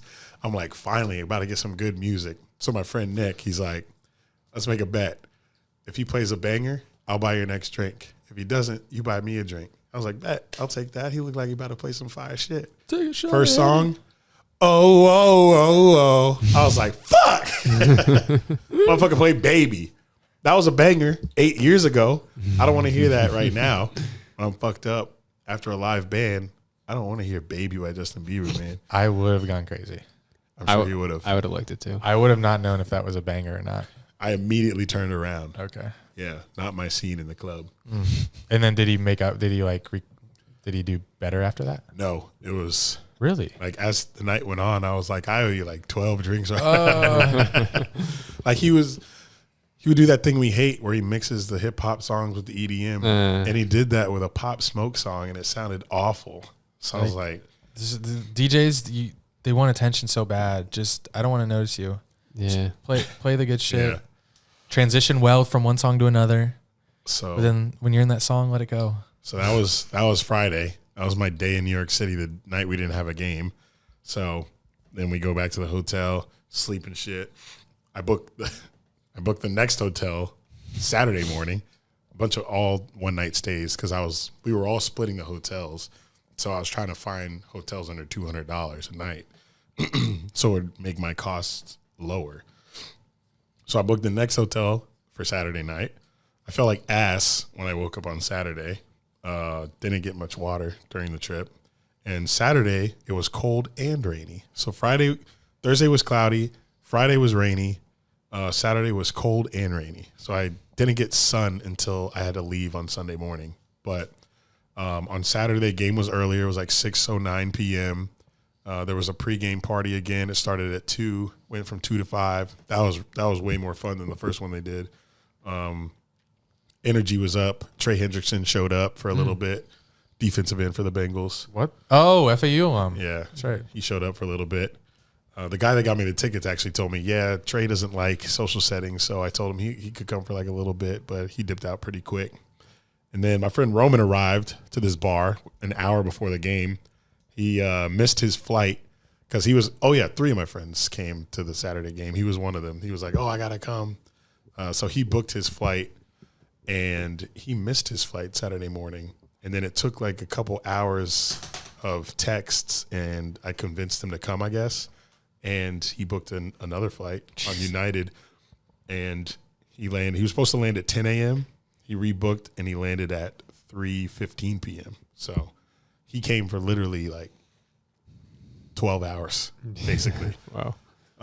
But it was worth it because FAU, they beat Kansas State in a very close game. And I'm glad that happened because I didn't want him to book that flight to come watch us get blown out or lose the game because my friends don't travel like that to games at all like that. So when they see me traveling and stuff and seeing all these L's over the year, like I'm sure that doesn't inspire them to like go watch FAU. But Have you been to an FAU away game loss? no, Wow. I'm undefeated. You're different, man. I am. But the Kansas State game was funny because we had the same tickets as the first game. And the stadium was obviously more packed. There wasn't a second game for fans to come in and leave. So way more filled up. We played seat hot potato. So we went down to the lower level. We all sat together. And I get nervous when I do that. Like, I don't like to draw attention when I'm in the wrong seat. Like, because if the employees come, they'll just send you back to your seat. And I wasn't trying to go back up to the upper level. So we're all sitting in the row, like 5 of us. I think it was 5 of us. Yeah. And five seats in a row in MSG during a final Elite Eight game is hard to do. But we had one for a little bit. And then I see people coming in the row. I'm like, Roman, go down there. So I was trying to get everybody. We were trying to move before they could get to their seat. So I saw some people coming. I was like, Roman, go down there. We had like 2 seats in front of us that were open. I said, Roman, go down there. So he moves down there. Then the people that were in the rest of the seats came. I was like, or two people came. I moved over with another guy. And then those seats got taken. So I moved. And then their 3 seats got taken. So they moved to 3 empty seats. I leave my section with the guy I was with. I go up to the concourse just to like wait and see what's open. Regroup. And then the guys that were in the 3 seats, they were like, yo, we got 2 here. So I go sit there, and we were good the rest of the game. Okay. So we ended up getting 5 seats all together, 2 FAU fans next to us, and then Kansas State fans in front of us and behind us. But they were cool. But, yeah, it was fun. We got the win. There was an after party at one of the bars there. I brought 2 outfits. So I brought a pair of jeans and a pair of sweatpants, and I ripped my jeans night 1. Okay, SpongeBob. I'm getting a little fat, and I ripped them in an Uber, and I only had the sweatpants left. So I was wearing sweatpants for 4 straight days. I brought 4. Same? Yeah, same sweatpants. I brought 4 pairs of underwear, though. So I was changing my underwear. Thank God. That would have been, I would have felt disgusting just wearing the same one. You would have gone shopping. I would have. Yeah, I would have. I didn't want to, though. Times Square dropped $300 on a pair of pants. Yeah. So I had 4 pairs of underwear, 1 pair of sweatpants, and then 1 sweatshirt and 1 hoodie that Nick brought up from the bookstore that I bought. So I was wearing the same shit every day. Showering, though. I was showering. Okay. So I wore what I wore to the basketball game to this nightclub. And it's kind of a upscale sporty bar. It's got lounges and shit. It's got TVs. And he was like, can't let you in with the sweatpants, man. I was like, come on, man. I just came for the game. I didn't know I was going to be here till Saturday. And they ended up letting me through. So dress codes are such Black bullshit. Privilege. Yes, sir. Dress codes are such bullshit. Yeah. Because the guy behind me, T-Bendel, he has sweatpants on too. They didn't say shit to him. So how you see my shit, but not his shit? But it was just dumb. But club was fun. One of my friends from college saw my story holding the FAU flag in the bar. I brought the flag to the bar. There's a bunch of FAU people were in there. I think it was the FAU after party. But she saw my story. She said, hey, where are you? Because she lives in New York City. And I was like, I'm here. And she pulled up in like 2 minutes. I was like, holy shit, you got here fast. She was at another bar that was close to us. So that was cool. It was a good night. Friday was not a good night. And then Sunday I woke up pretty not sick, but I just felt stuffed up and shit. And now when I got back to Florida, the pollen is back. Like I went on my porch and the furniture is covered in pollen. So I'm clogged up again. And I have a sore throat, so. God damn. Worth it. Yeah. Worth it. Good trip. 10 out of 10. I would do it again. But I'm not doing it the same way in Houston. Did I tell you what my plans are for Houston? So you're going? Oh, I didn't say. I don't think so. Oh. So right now, I have so all those stays in New York got me enough points to book one night stay in a hotel in Houston. So I found one that was close enough to downtown where they're going to play, but not too far. And it's like 4 miles from downtown. Okay. And Houston has like 2 downtowns, don't they? I don't know. I remember the skyline. It was very strange. I hate Texas. That's why I didn't want to stay there all weekend. So is this one of those things where you booked a stay in a flight, but you don't have game tickets yet? I booked a stay for Monday night only so far. Okay. I don't have a flight yet. And Monday's a game. Monday's the championship. Yeah, championship. So you still have to win Saturday. Right. Yeah. Okay. So my plan is to avoid like staying in Houston too long or dealing with what I dealt with in New York. Skip the first game versus San Diego State. Just watch it here. If we win, fly out, just stay a night in Houston, go watch the game because it's the championship. Mm-hmm. I'm cool with winning or losing the championship. I'm not cool being in Houston for a loss for the semifinal. Right, okay. Because there's 2 left. So I want to see the one that wins it all instead of going to the Saturday game. And it's very expensive. Like when these sporting events come up, everything is crazy expensive. And I don't have enough friends who will be like, let's go, I'm booking for me to make a decision based on everybody else. So I'm saying, fuck everyone else. Saturday, it's fucking Tuesday tomorrow. I'm not waiting around for people to make decisions and maybe like bail on prices and stuff. So I booked Monday night. I'm going to look for flights during the week and fly out Monday, land Monday, go to the game Monday. Hopefully I can get tickets, and then I'll leave Tuesday.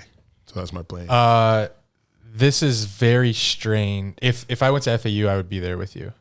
I think, right? I'd be there. I'd go, right? I would have gone in New York. I don't know. Not all my No, I friends wouldn't went. have. Not all my friends went. I feel like my FAU friends. I know, but if I went to FAU and this was still, I would have gone. But the Thursday thing's different because it's a work. Right, night. that's tough. Yeah.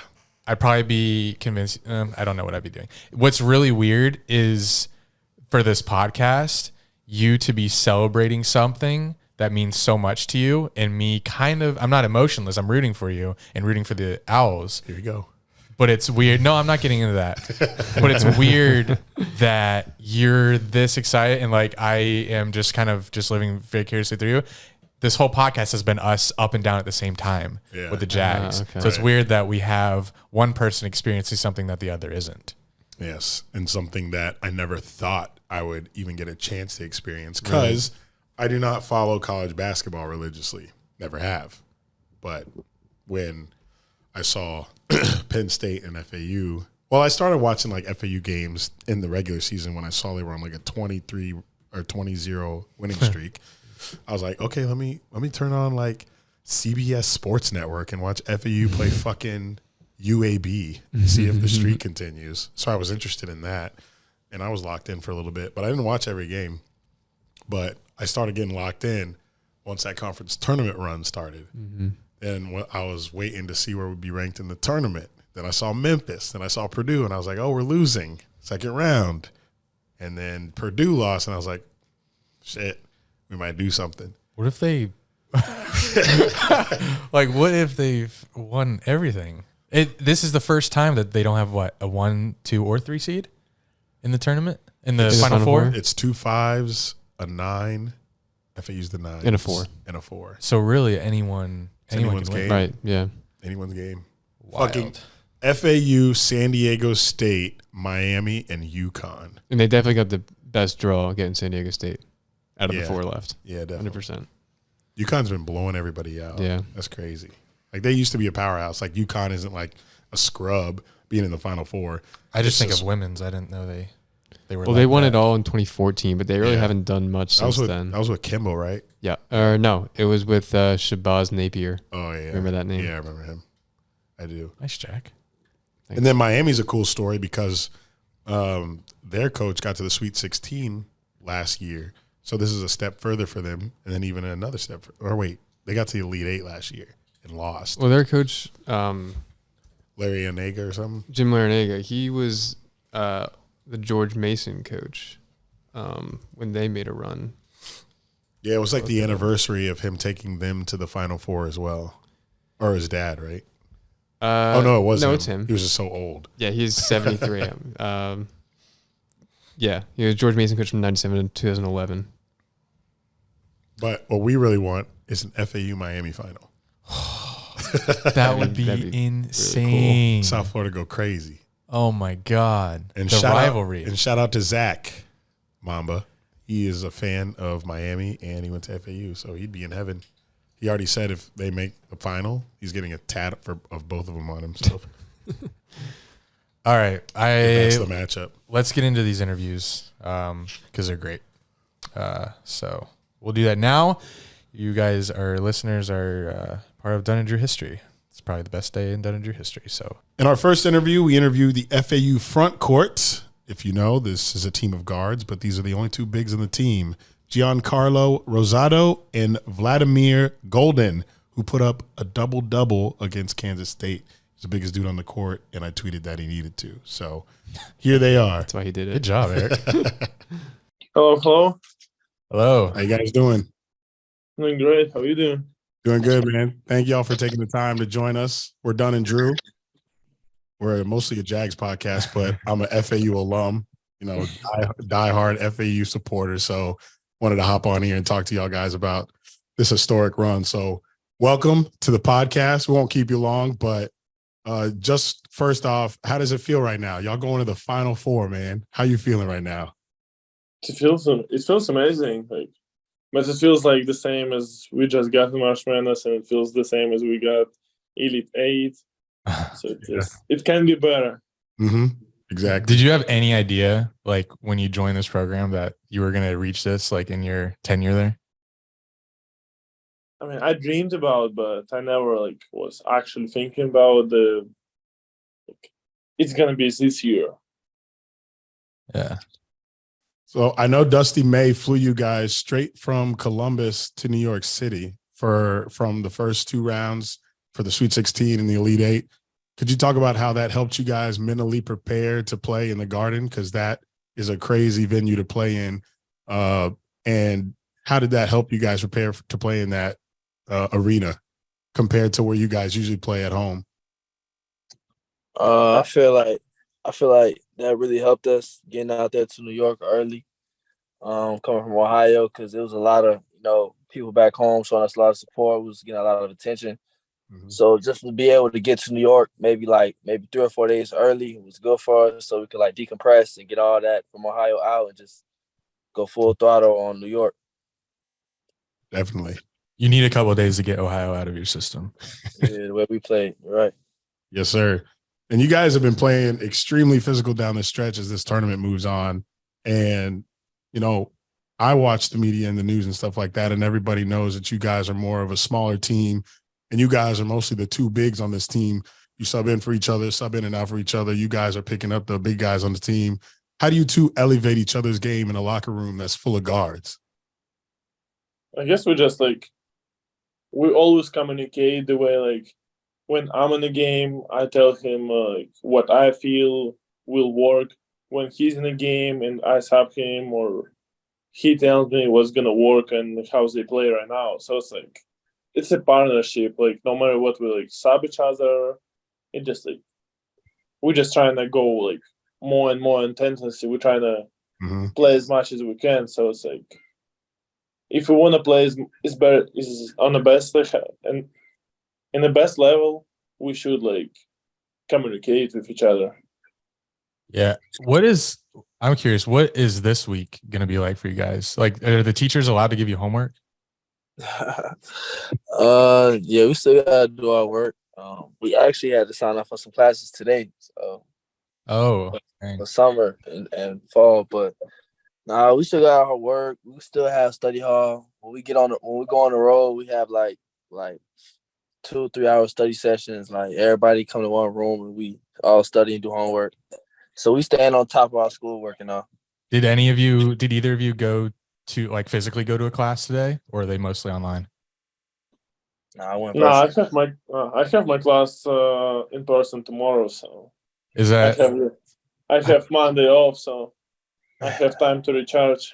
I feel like that's gonna be crazy. I can't imagine being in college and being in the Final Four. I would feel so badass, walking to my seat. Did you guys not have class during that week that you had to fly from Columbus to New York? Did Dusty just not care? Oh, I had so many classes, especially because I'm international. I have to go to 5 classes per week, and I hope my professor will forgive me, but we'll see about that. Yeah, you'll be forgiven. Yeah, you'll be forgiven. You've done a lot for our university, so we enjoy it.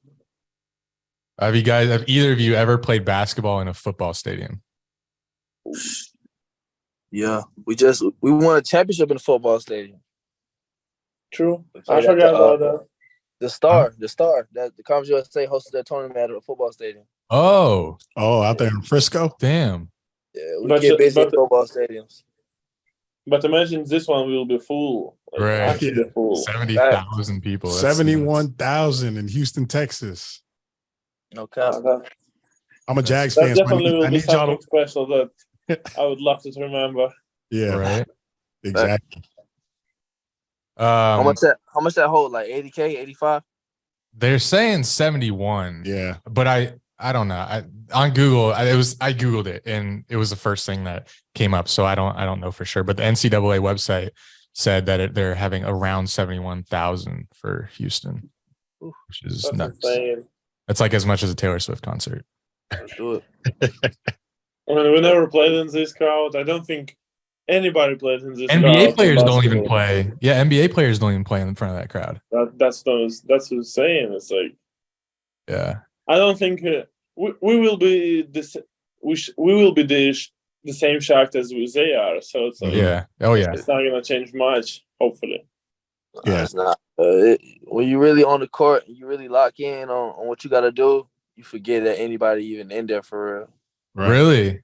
It's actually true because like even when we play like in front of like 20,000 people on a warm up, you see so many people. You like, wow. But as soon as game starts, you like, don't pay attention on anything. You don't even notice like nothing. Like you just so locked into in the moment. Like you forget about the crowd. I wish I had that kind of tunnel vision. You're just worrying about grabbing them boards and blocking them shots. The best scenario, yes.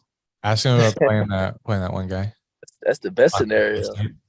Oh, how was it playing Marquise Noel? I know he got a lot of people supporting him and attention, and we saw that big block you had after he came down and got the layup on you. So that was good that you stayed focused and got that back on him. How was that playing against him? He's very quick. He's an incredible player because like he can shoot, he can pass, he can drive, he can do anything that you would like to see basketball player do. So it was definitely good matchup, and especially like when we go to my Final Four, it's like something that we would like to practice before. Yeah, I guess he gave you a lot of good looks for you to practice. Yeah. And I know you guys said that you don't really notice the crowd when you're in there, but I went to both games in MSG, and when I heard the crowd start chanting FAU, I got goosebumps and chills. Y'all had to feel that. I know y'all. I know you hear them FAUs raining down on you. That was surreal. That was a surreal moment. The whole Garden chanting FAU. Yeah, that's crazy because we used to the borough, man. We used to like 3K. Yeah. We're not used to 19K. We had 24K, 21K in Ohio. We're not used to crowds like that. Yeah. But at the same time, what you say? Your turn. Oh no, and like on the flip side, when we was in Ohio and they was booing us when we was playing FDU, that was crazy as well. Yeah. And that actually felt good getting booed. Like, damn, like when you get booed, you know you really like that. So that felt good. Yeah.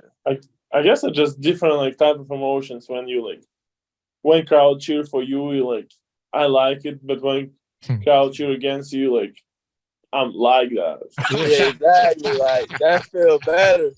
When you get booed, that feel better. Like, dang, like it's like booed. Okay. It's like, okay, watch this though.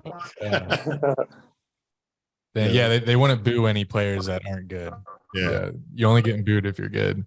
No, that was a perfect matchup because that was only the second team ever in tournament history to beat a number one. And then they get matched up with FAU. So everybody that's not an FAU fan, everybody's bracket ruined at that point. So everybody that's not an FAU fan is like, oh, we want to see the 16 keep going. And everybody's like, dang, FAU won? Yeah, we did. Yeah, y'all did. Nobody likes this point because everyone wants to see like 16 team in the Sweet 16 and as much as it's possible, but we have different opinion about that. Man, fact.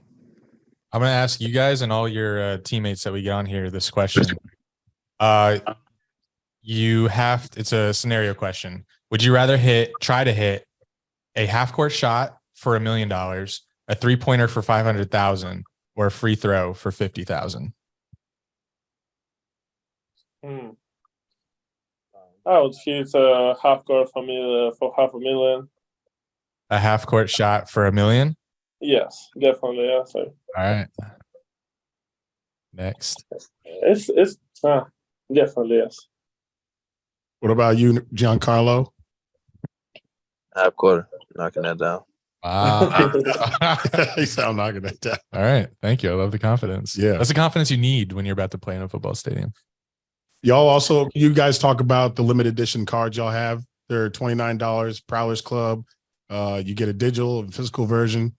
And there's also a very rare one for $2,500. So can you talk about how people can support you through your limited edition sports cards? Go to openlocker.com. Like you said, we got some sports cards on there. Y'all go buy my limited edition one, please. Much love to the FAU family. And yeah. Yeah, I think they got their money back too because we made it to the Elite Eight, if I'm not mistaken. Oh, Seeing yeah. that's a everybody cool got their perk. money back. Yeah, university gets paid each round they go through. So Sick. yeah. But yeah, y'all go get their cards, prowlersclub.io, collect, support, engage with these Final Four hours, man. They on the run. Thank you guys for joining us. Looking forward to see y'all play in Houston. Good luck. Yeah, Thanks so much. Yeah, thank you guys. That was great. Stay in class. Next, we talked to point guards Michael Forrest, who was Dusty May's first recruit, Nick Boyd, who hit that game-winning layup in the first game against Memphis, and Bryan Greenlee, starting point guard, who has a ton of important shots this tournament, and especially against Kansas State. So we mentioned all of those special moments for them and what it's like to be playing in this tournament, as well as being in the Final Four when they came to the school as recruits and doubted even wanting to be there. So Ooh, good teaser. It's going to be a good one. teaser. Going to be a good one. Hey, what's up with y'all? How y'all doing? We're doing great. Doing good, man. Appreciate you coming on for a little bit. No problem. How has this week been? Or actually, how's the last 3 weeks been? Man, it's been crazy. We've been on the road the whole time. We never came back home. Yeah. And it's been good though. It's been fun. How do you explain that to teachers? You know, that you won't be at class for a few weeks. You kind of just have to let them deal with it. You know, you send out an email and be like, all right, you deal with it. Say we're in a tournament. So And it's got to be crazy for you because you're the only senior on this team. This is your 5th year, all with Dusty May. Yeah. So you've been on this same FAU team, no losing seasons, and now you finally got to the Final Four, first time ever for the university. A lot of first times for the university this season. How does that feel being part of the team that's putting the historic basketball into FAU's name? It feels good just to know, like, I've been here from the start, so I really got to see everything come full circle. So it's pretty amazing. you probably would have been a little salty if this happened next year. Oh, definitely. Definitely I would have. I saw a CBS Sports article today where your head coach was interviewed, and he's talking about how when he took the job, he took it before seeing the facilities and took it before seeing the weight room, before even taking a tour. And he kind of had a slight regret. Like he had like a pit in his stomach, like, oh my God, what did I just do? Mm-hmm. So considering that, how did he recruit you? What was the recruiting process for you since you were one of the first recruits? Can you walk us through what that looks like for a school that maybe has more to show, you know, outside of its facilities? I don't even know where to start. Well, I'm gonna start with the call. So he called me when I was just hooping with my homeboys at Nova Southeastern. So my phone was on the aux. He just called me saying, "Hey, this is Coach May. I just got the job at FAU a few hours ago, and I heard a lot about you, and I just wanted to know, like, if you would be willing to come up for a visit." And I'm sitting there, I'm like, I don't know, maybe. And I just hung up. You hung up. And he was just like, he said that it felt like a gut punch. He was Wow. like, dang. Yeah, but he had this other guy named Eric Pastrana. He was cool with my high school coaches. So he came to like a few of my practices and like gave me more information about everything. Okay. But, on my visit, he was just explaining to me like, yeah, like, because I had hooped with the team that had played there the previous year, but me and like two of the other recruits were hooping. We're like, man, like, are we sure we're really gonna commit here? Like, they're like good individual players, but like when you play with them together, it's kind of like all messed up, you know. Mm-hmm. But so he sat us down upstairs, because like we have like an upstairs part that looks over onto the court. So he sat me, it was me, Kevon Ellis, and Jalen Seabreak. So he sat the three of us down. He was like, yeah, so what do you guys think? We gotta look at each other, and I'm like, Coach, that was terrible. I don't know what that was. But he was like, yeah, I know we're gonna we got like, he said we got 10 new guys coming in. Like, that's maybe 2 or 3 of them might stay, but for the most part, like we have a whole new team coming in. Mm-hmm. So then he showed me like a bunch of clips of like the other players that he was recruiting. So I was like, I like the way they play, and like I realized I would be able to like learn a lot from them. So I'm like, Oh, so you were mainly focused on who you were going to be playing with. originally, yeah. So I'm like, cause like I didn't want to like it was just like I didn't want to come to a program that wasn't like established like that at first, you know. Right. Makes So sense. then it was like when he showed me the film, and then he just like explained to me like, yeah, I'll be able to play right away my freshman year, and also like learn from my mistakes and learn from like the players around me. I was like, man, I can't really pass that up, you know, because like not a lot of freshmen get that opportunity. So just for me to get that was kind of crazy. Yeah, man. You took a risk on the university, and it's paying back in your last year. Yeah. Then it was like I took a tour of the whole campus, and the campus was actually like bigger and nicer than I thought it was, because like in high school a lot of my friends went to FAU, but like I was just like, man, I want to go to FAU, like it's right up the road, you know. Right. Yeah. I want to get out of it. After seeing everything and going on my visit, I'm like, man, this might be home for real. So it's been cool. Yeah, well, thank you for coming. It makes us alumni proud to have a basketball team in the Final Four. So yeah. See, Bryan Greenlee is about to join us. See him in the chat. You know if Nick's coming? Yeah, he should be. He wanted to push it back a little bit. He must be in the gym. He's getting his shots up. Probably. Hey, Bryan, how you doing? Good. Can y'all see me? Yeah, we can see you. We can hear you. Bryan Greenlee, how you doing, man? This is the Dunn and Drew podcast. Have you heard of it? I haven't. But it's a pleasure to be on here. FAU's number one podcast now. Yeah, it is now. After tomorrow. This is an FAU podcast now. We're just talking to Mike about the recruiting process. Because there's an article that came out, your coach was talking about when he was hired, the facilities weren't, not much to show for. So I was wondering, what was a selling point when you were recruited to FAU? Well, you transferred. Oh, yeah. From Minnesota. Thank you, Jack. That's why he's here. Honestly, coming from Minnesota, I wanted to play for somebody that, I knew that would put trust into me, somebody that would allow me to play with freedom and kind of just get my confidence back that I was lacking my freshman year. And honestly, like the major selling point was just being close to home. I stayed 4 hours away in Gainesville, Florida.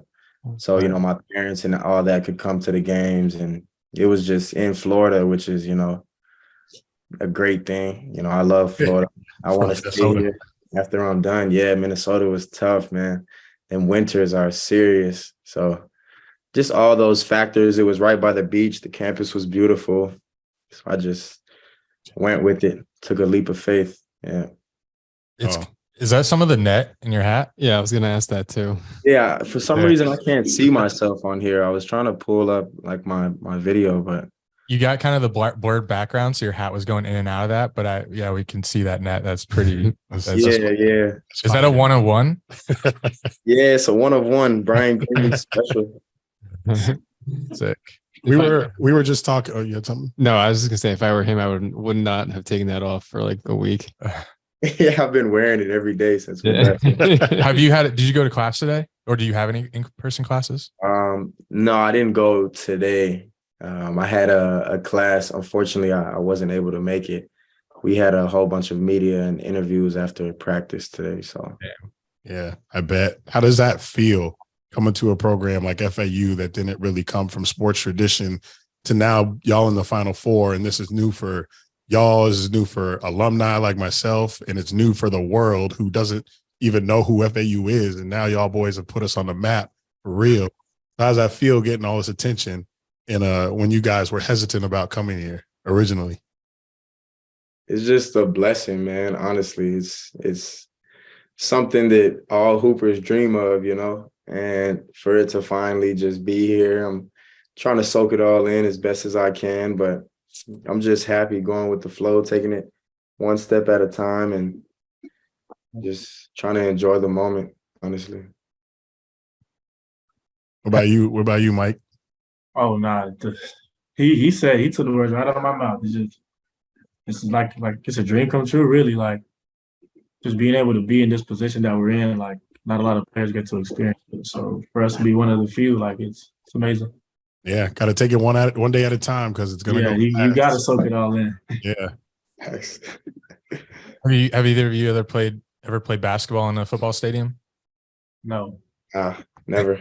I was looking at the arena today. It's huge, man. Like Madison Square Garden just doesn't even compare to it. I mean, it's obviously like a historical arena, but the capacity is like triple. Yeah, it's insane. We were just talking to Vlad and Rosado about going from where y'all play at home in FAU to MSG, and now NRG, a whole football stadium that holds NFL fans and a football team. So they were saying how they don't even notice the crowd when they're in a stadium like that. Once the game starts, you're locked in. Y'all feel the same way? No, for sure. Yeah, definitely. What feels better, when you're getting cheered or when you're getting booed? I personally like when we're getting booed, because then it's like when you make a good play, you hit a shot, it's like, yeah, y'all just dead silent. Yeah, I don't know. It depends on how I'm feeling. I always love to hear the FAU fans and stuff, but the booing definitely, it's like feels good, you know. The booing feels good too. Dang, I'm gonna have to tell FAU fans to boo y'all on Saturday. That's crazy. Don't do that. That's crazy. I said y'all like it. Nah, we love our FAU fans, man. We want them to keep cheering for it. Oh, we lost Nick. Looks like he was coming to us from San Francisco. Yeah, the question for Nick. Question for you guys. I'm going to ask all of your teammates this. Would you rather take a half-court shot, attempt one for $1 million, attempt a three-pointer for $500,000, or attempt a free throw for $50,000? We'll go around the room here. Oh, I'm taking the three, man. That's easy cheese. Okay. 500K. Easy three. 500,000. I'm taking the 500 for the sure. three. Yeah, gotta take the three. All right, Nick. What's up, Nick? What's good? What's good, man? I got an icebreaker for you. Appreciate you coming on. You in San Francisco right now? You're supposed to be in Boca. I'm chilling in San Fran right now. I'm taking a little break. I'm gonna be back in a couple of days though. For sure. Right, I got you. Take it easy. You earned I'm gonna take that three though. I'm gonna take that three for sure though. Okay. Yeah. Threes all around. Your center teammates, they both took the half-court shot. Oh, I don't know. Yeah, you know they ain't shooting for real. That's why. we got three snipers in here right now. Yeah, true. Y'all boys hitting them shots. So I saw in a post-game press conference with Dusty one time, he was talking about how anybody on this team can step up when it's time. And some of my favorite moments from each of y'all during this tournament, Mike, it was when you hit back-to-back threes to give us that second half lead versus Tennessee that started that 24 run, which was insane. I went to both games in MSG, by the way. I was out there, boy. I was cheering. And when you hit them 4 clutch free throws at the end of the last game, that was, oh my God, that took some. I was like, this boy cold at the line. It's like, that was crazy. And then Bryan, against Kansas State, clutch threes down the stretch, because man, I was sweating that whole game because that boy Marquise Noel, he's crazy on the court, but y'all boys did that. And then you, Nick, that game-winning layup versus Memphis, that started it all. So each one of y'all had some different moment during this tournament. So what's it feel like when you're in that moment and you hit that crazy shot, the crowd goes crazy, and the momentum just switches for y'all? What's that feel like? Let's let Nick answer that first, man. I can't even imagine that game winner, how he was feeling. Fact, bro. What that layup felt like in MS or not MSG, it was Columbus, but it was Columbus, but man, that layup felt crazy. I don't know. I just started losing it. I ain't gonna lie. I was just going crazy. I tried to get in the handshake lines, but I really couldn't do it. Like when you got that much energy and emotion, you just start saying anything that comes to your mind. Like, right. Probably you was yelling at my teammates. My teammates was yelling at me. We just saying this is what we do. It's talking to the crowd. But it was a surreal feeling, and I don't know. I only got energized like that after going to the Final Four, and the 2 championship games. So, man, I'm glad to say I had 4 of those moments, but it's crazy. Facts. What about you, Bryan? Because you've had some big moments too. Hell yeah. State game, bro. I was just You were locked in. super locked in. Like I really, I knew the time and the score, but while I was shooting it, I honestly wasn't thinking about anything, bro. Just I was seeing the rim and just trying to let it go. And God willing, most of them went in, and I just was thankful. But I really, wasn't thinking about that. I was just trying to get a dub, do whatever I could to make sure we came out on top. But it felt good afterwards, You get a little recognition for playing a part in the success. Right. And then, Mike, what were you feeling at the line? 4 free throws. Knocked them all down.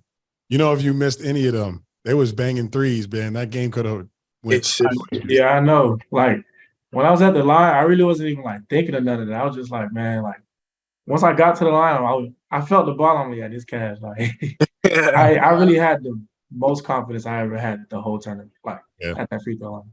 That's why you in this position. I would have been shaking. I would have been like, yeah, knocked all 4 of them down. Crazy. But got anything else? Yeah, this is great. Yeah. Good stuff, guys. Are you wearing that hat? If you have any classes today, Bryan, are you wearing that hat with the net in it? If you have any classes this week? Yeah, the rest of my classes are online. I don't know. I might take the hat off just to shower though. I don't know. Sweet. All right. Yeah. Hey, well, everybody listening, y'all can go support these boys. Prowlers Club. You can get their limited edition cards for $29. Help support the team. We'll have the link in the descriptions. You guys can check that out. So appreciate y'all. Hold up. I got a question for y'all though. Yeah. Please. I know you was at the game. Like, what was you thinking? Like, how was you feeling at the game? Which one? The whole MSG trip, because I know you went to MSG. Yeah. So I actually had bought a return flight for Friday just in case the first game was an L, because I wasn't trying to stay in the city for both games if y'all lost. I was there to support the Owls, you feel me? So when y'all won against Tennessee, I was real nervous in Tennessee game. I know like not a lot of people thought we was gonna beat Tennessee. So like I want you to go through your thought process. Like so after Purdue lost, I was all in on the Owls the whole way because I had Purdue winning that bracket. So once they lost and they had FDU, Tennessee, Kansas State, I didn't care. I was like, Owls winning. I don't give a shit. I'm an MSG. We winning this. I had to win this. I paid for this fight. We winning this. Nah, but at the game when it was the lowest halftime score I ever seen. It was like 25-22. But it was crazy. But I was like, we got 9 turnovers. We missing every 3, and we only down by 5. So I wasn't right. There was no way I was giving up on y'all for the second half. And then once y'all came back in the second half, you went on that crazy run. I lost my damn voice. And then MSG was rocking though. MSG was rocking that Tennessee game. It definitely was. And the Kansas State fans had left, so I went down to a lower level section and sat behind y'all bench, so it was even more lit. So, and then I lost my voice in the Kansas State game because y'all won the bracket. I just want to see what you was thinking though. Yeah. I was locked into y'all after Purdue lost for real. I wasn't down y'all the rest of the way. You still got 2 more to go though. Yeah. I went to FAU 2011-16, so I'm not giving up on no FAU sports team that make it this far. Let's do it, man. Football team next. Yeah, football team ain't got some work to do. Get there, they'll get there. Yeah. Do y'all have beef? Like not beef, but do y'all give each other crap like on the hallways with the other sports teams? It's all love. Yeah, it's all love on campus. We try to be as humble as possible. Yeah, I got you. All right, man. Well, go Owls. Good luck, and thank you guys for being on our show. Yes, thank you guys. Thank you. Thanks for having us. Our last interview is with guard Alijah Martin. You may have seen him all over social media. He posts the most out of the team. He's the one who attempted the dunk versus FDU at the end of the game, missed, and got rained with booze. So we talk about that, what it was like, how he felt during and after that, why he did it, and also what it's like to be on this team as well. We got a lot of insight from these players on what it's like to be on a franchise like FAU in the Final Four, because this is historic, y'all. It's literally historic. So let's get into that interview with Alijah. All right, man. Before I ask you anything, you commented on my Instagram saying you wanted to come on the podcast, so I feel like you have something to say. What you got to say? Anyone listening, watching, what you got to say? I seen your post, man. I know you got this chip on your shoulder. Nah, man, I ain't got nothing to say. I just enjoy doing podcasts, Yeah. Well, we talked to a lot of your other teammates. We just talking through the tournament, how excited I am as an FAU alum to watch y'all boys go and do this historic run for the university, talking about how you got recruited here and stuff like that. But I want to start with the FDU game and the dunk at the end of the game. Now, I don't know if you saw my post on Instagram. I wasn't knocking the dunk. People took that wrong. I was just posting it and say that's how the villain story started. But we talked to Vlad and Rosado, and they said when the boos rained down, they like that. All your teammates said they like that. How'd you feel at the end of that game? Honestly, I felt like during the moment, you want to capitalize on it. Just the whole game, just the whole arena going against you, and it's not a good feeling when you out there trying to do the same thing. You trying to get to the next round as well. You deserve to be here as well, and just for the whole arena to be just like booing us on everything we do. And like once I just got the opportunity, I just wanted to like rub it in their face. But that's how I took it. Looking back on it, probably shouldn't have done that. Just for like class wise, people started saying we don't have no class, this and that, and all of that. It's based on just that one incident, that one mistake. Right. But that's not who we are. We got class. We just young guys that like having fun. Yeah, and I think a lot of that comes with social media. I feel like people blow stuff up that's not that serious. And as the tournament's gone on, I've seen a lot of people be like, yo, FAU is that team.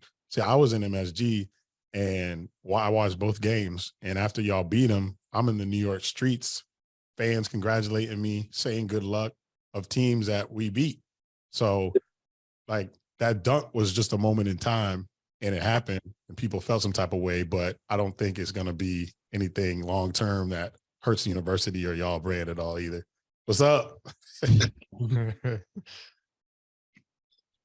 But yeah, it should hurt us, honestly. But we enjoy the love, we enjoy the hate. We just trying to keep the main thing today. What was it like playing in the Garden?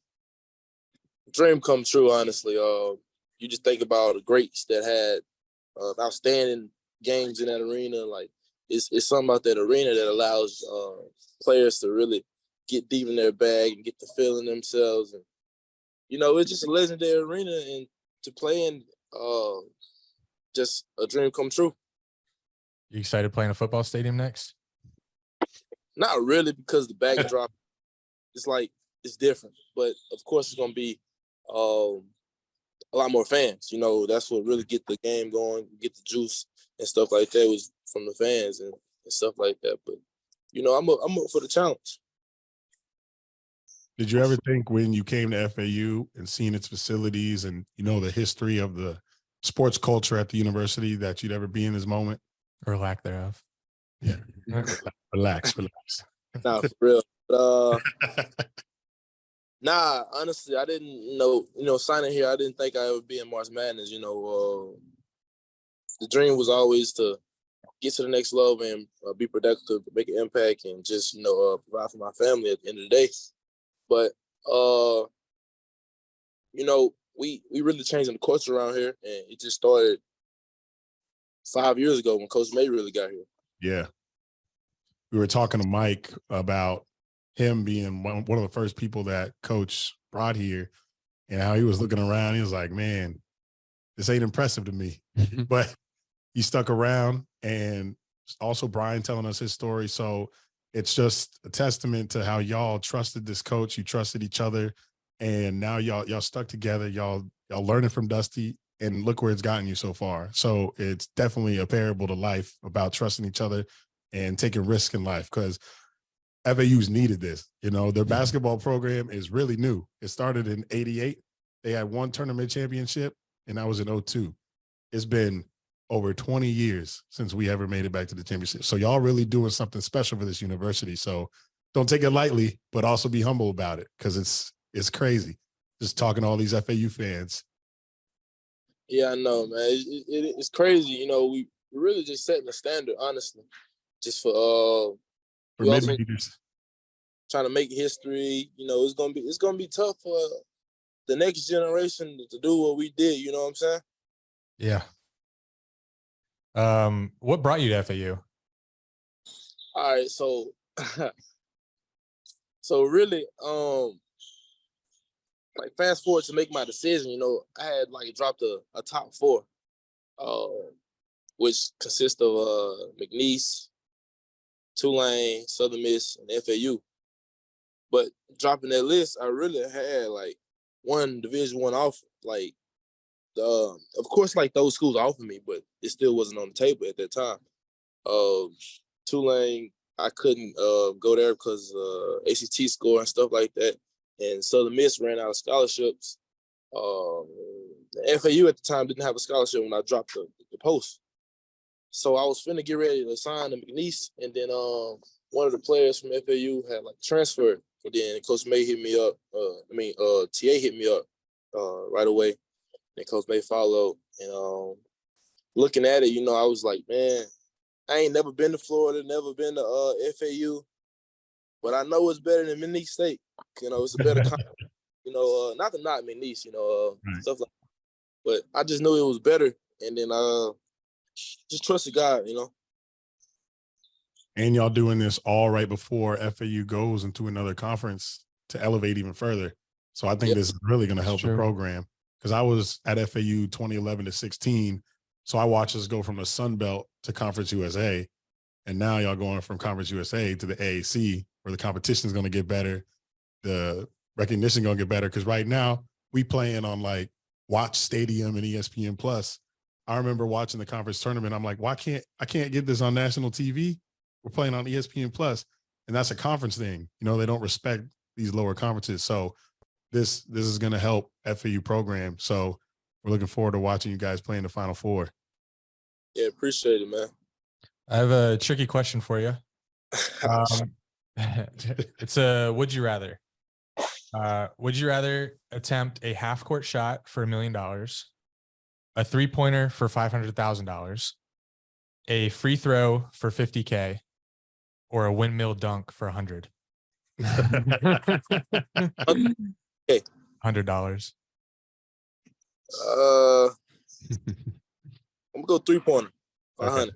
Yeah, and doesn't want the FD redo. Three-pointer for $500K. Oh man, you cutting up. Appreciate your answer. Yeah, that's in line with what your teammates were saying. Yeah. Yeah. Yeah. I mean, your two centers said half court shot though. Yeah, they betting on themselves. Yeah, I think they were just admitting that they don't have a 3-point shot or maybe a good reliable free throw, or the free throw wasn't enough money. So I mean, I'm sure they could do a windmill. So you know what I'm saying? Why they? No. That was just for you. That was just for you. Yeah, I see what they're doing, man. Yeah, but Nick, Bryan, and Mike said the same thing. He was like, yeah, we got some shooters on our team. Yeah, we do. Our last interview is with head coach Dusty May, who we beat to the punch because he is going to be on Good Morning America tomorrow morning. This is Monday night. He should be on Tuesday. So Dunn and Drew is first. Don't ask us how. It's rare. But we did it. So here is the coach that has led FAU basketball to the best record in the nation. And talks about how he didn't even want to take the job. Well, he took the job, and after he took the job, had hella buyer's remorse. Like, he saw regretted his decision after seeing the facilities. He saw FAU's basketball facilities and was like, yikes. And then he talks about how he worked recruiting, like knowing that if they got into the weight room, the locker room, or stayed too long in the gym, they may change their mind. So how he had to manage that, that was very interesting. Yeah, so he talked about his strategy recruiting and his history with Bobby Knight, and also the travel plans with the team, staying on the road for 3 weeks to not have his team distracted during all of this. And look where it's gotten him. So I think he's doing a good job. Dusty, where you at? Dusty May. How we doing? Of the Final Four Atlantic Owls. Welcome to Dunn and Drew, baby. It's got a nice ring to it. Thank you for having me on. Yes, sir. Thank you so much. Yes, this is my peak. Oh, wow. That's how I was just on the phone with Bill Self from Kansas. He's got a place down here, and so I know him a little bit, but he's given me all the advice of what to do with our guys at the Final Four, all the things I would never think of. So really good stuff. But yeah, that's kind of how I am right now. That's my pinnacle. That's awesome. Yeah, 5-year alum here, never seeing a winning franchise. So this is great. But okay, let's get started. Let's do it. 101-59 record in your 5 years at FAU. 52-104 in my 5 years at FAU. So first, congratulations on having a better record than me at the school. And second, welcome again to the Final Four. It's great to be here. Yeah. And it's still crazy considering this is only the second time the Owls have ever made the tournament. First time 0-2, beat first round. So everything you and the team are doing right now is first. Everything's a first. Even selling out the arena at the Borough, which is crazy because when I was going there, so many empty seats. Like, this is just mind-blowing to see. I watched the final seconds of the Kansas State game, national broadcast, because I was at MSG, so I didn't get to hear the broadcast. So when I heard it, I kept getting chills because I kept hearing the Florida Atlantic Owls are in the Final Four. And I still can't believe it. But well, I saw your footage from your phone. So yeah, good seats though. Oh yeah, I did. I might have moved down, but we won't tell anybody else. Yeah, no one's asked. Yeah. How tough has it been building this basketball culture at FAU, coming from programs like Indiana and Florida that have such a rich history in the sport? It's had its challenges, but this actually last year's when we felt like we really had the right guys in the program. We were still a little bit young and we were still searching for our identity, but we felt like we had the right mix of leadership, talent, experience coming back. And our guys just had an amazing offseason as far as work, togetherness. They got along really well. They clicked. And so we felt like we were going to have a breakthrough year. Obviously, we didn't anticipate this, but we did know that we would have our best team and best season coming up as long as we stayed healthy and didn't change. Yeah, we talked to several of the players before you came on, and they were all saying how they got the tour of the campus and they weren't too impressed with the facilities, and you convinced them a lot, and they took the risk and accepted the challenge of building this thing with you. And I was telling them how courageous that was for them, because look where it's gotten them this year, to the Final Four, which is the pinnacle of college basketball. But not done, obviously, more work to do, but just the fact of where you got right now is something to be proud of for sure. Yeah, that group, I think you spoke to Nick and those guys, they're so like-minded. They push each other. True definition of or true explanation of iron sharpening iron. When these guys every day go at each other, they challenge, compete, talk trash to each other. But as soon as the drill or day practice is over, they're best friends again. And it's a really unique blend of great dudes who happen to be straight piranhas on the court. Yeah, and like I said, I was in New York and everyone was congratulating me and wishing us luck, even from the fans of the teams that we beat. And a lot of people were saying that they hadn't even heard of our school, like Florida Atlantic. They're like, who is that? And just a team with one senior and just a load of gritty guards.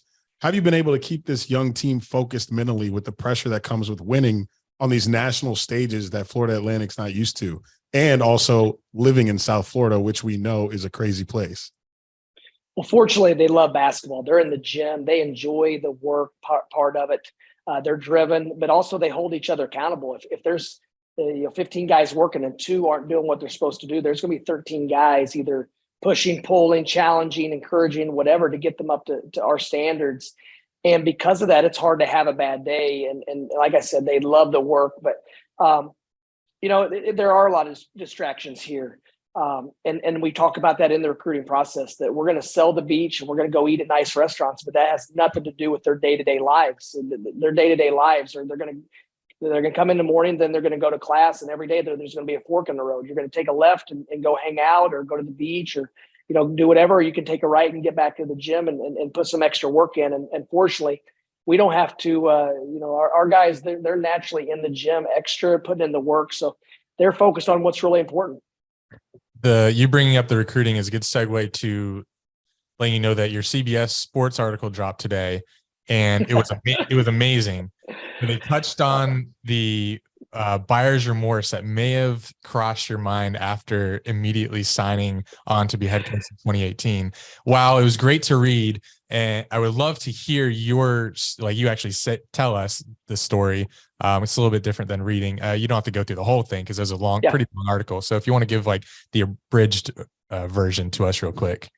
Let me give you a little bit of background. Matt Norlander, that wrote the article, was doing an article on us earlier in the year, and we were just talking. And I said, "Hey, man, I don't think I've told anyone this other than probably my wife and Mike White." But so I told him that story, and he's laughing and said, "I've got to print it." And I said, "No, I said off the record, it was just between you and I. I don't want that out." I said, we get killed enough in recruiting because of our facilities. I don't want to give anyone any ammunition." He said, "Okay." He said, "How about this? If you make the Final Four, I can run with it." Wow.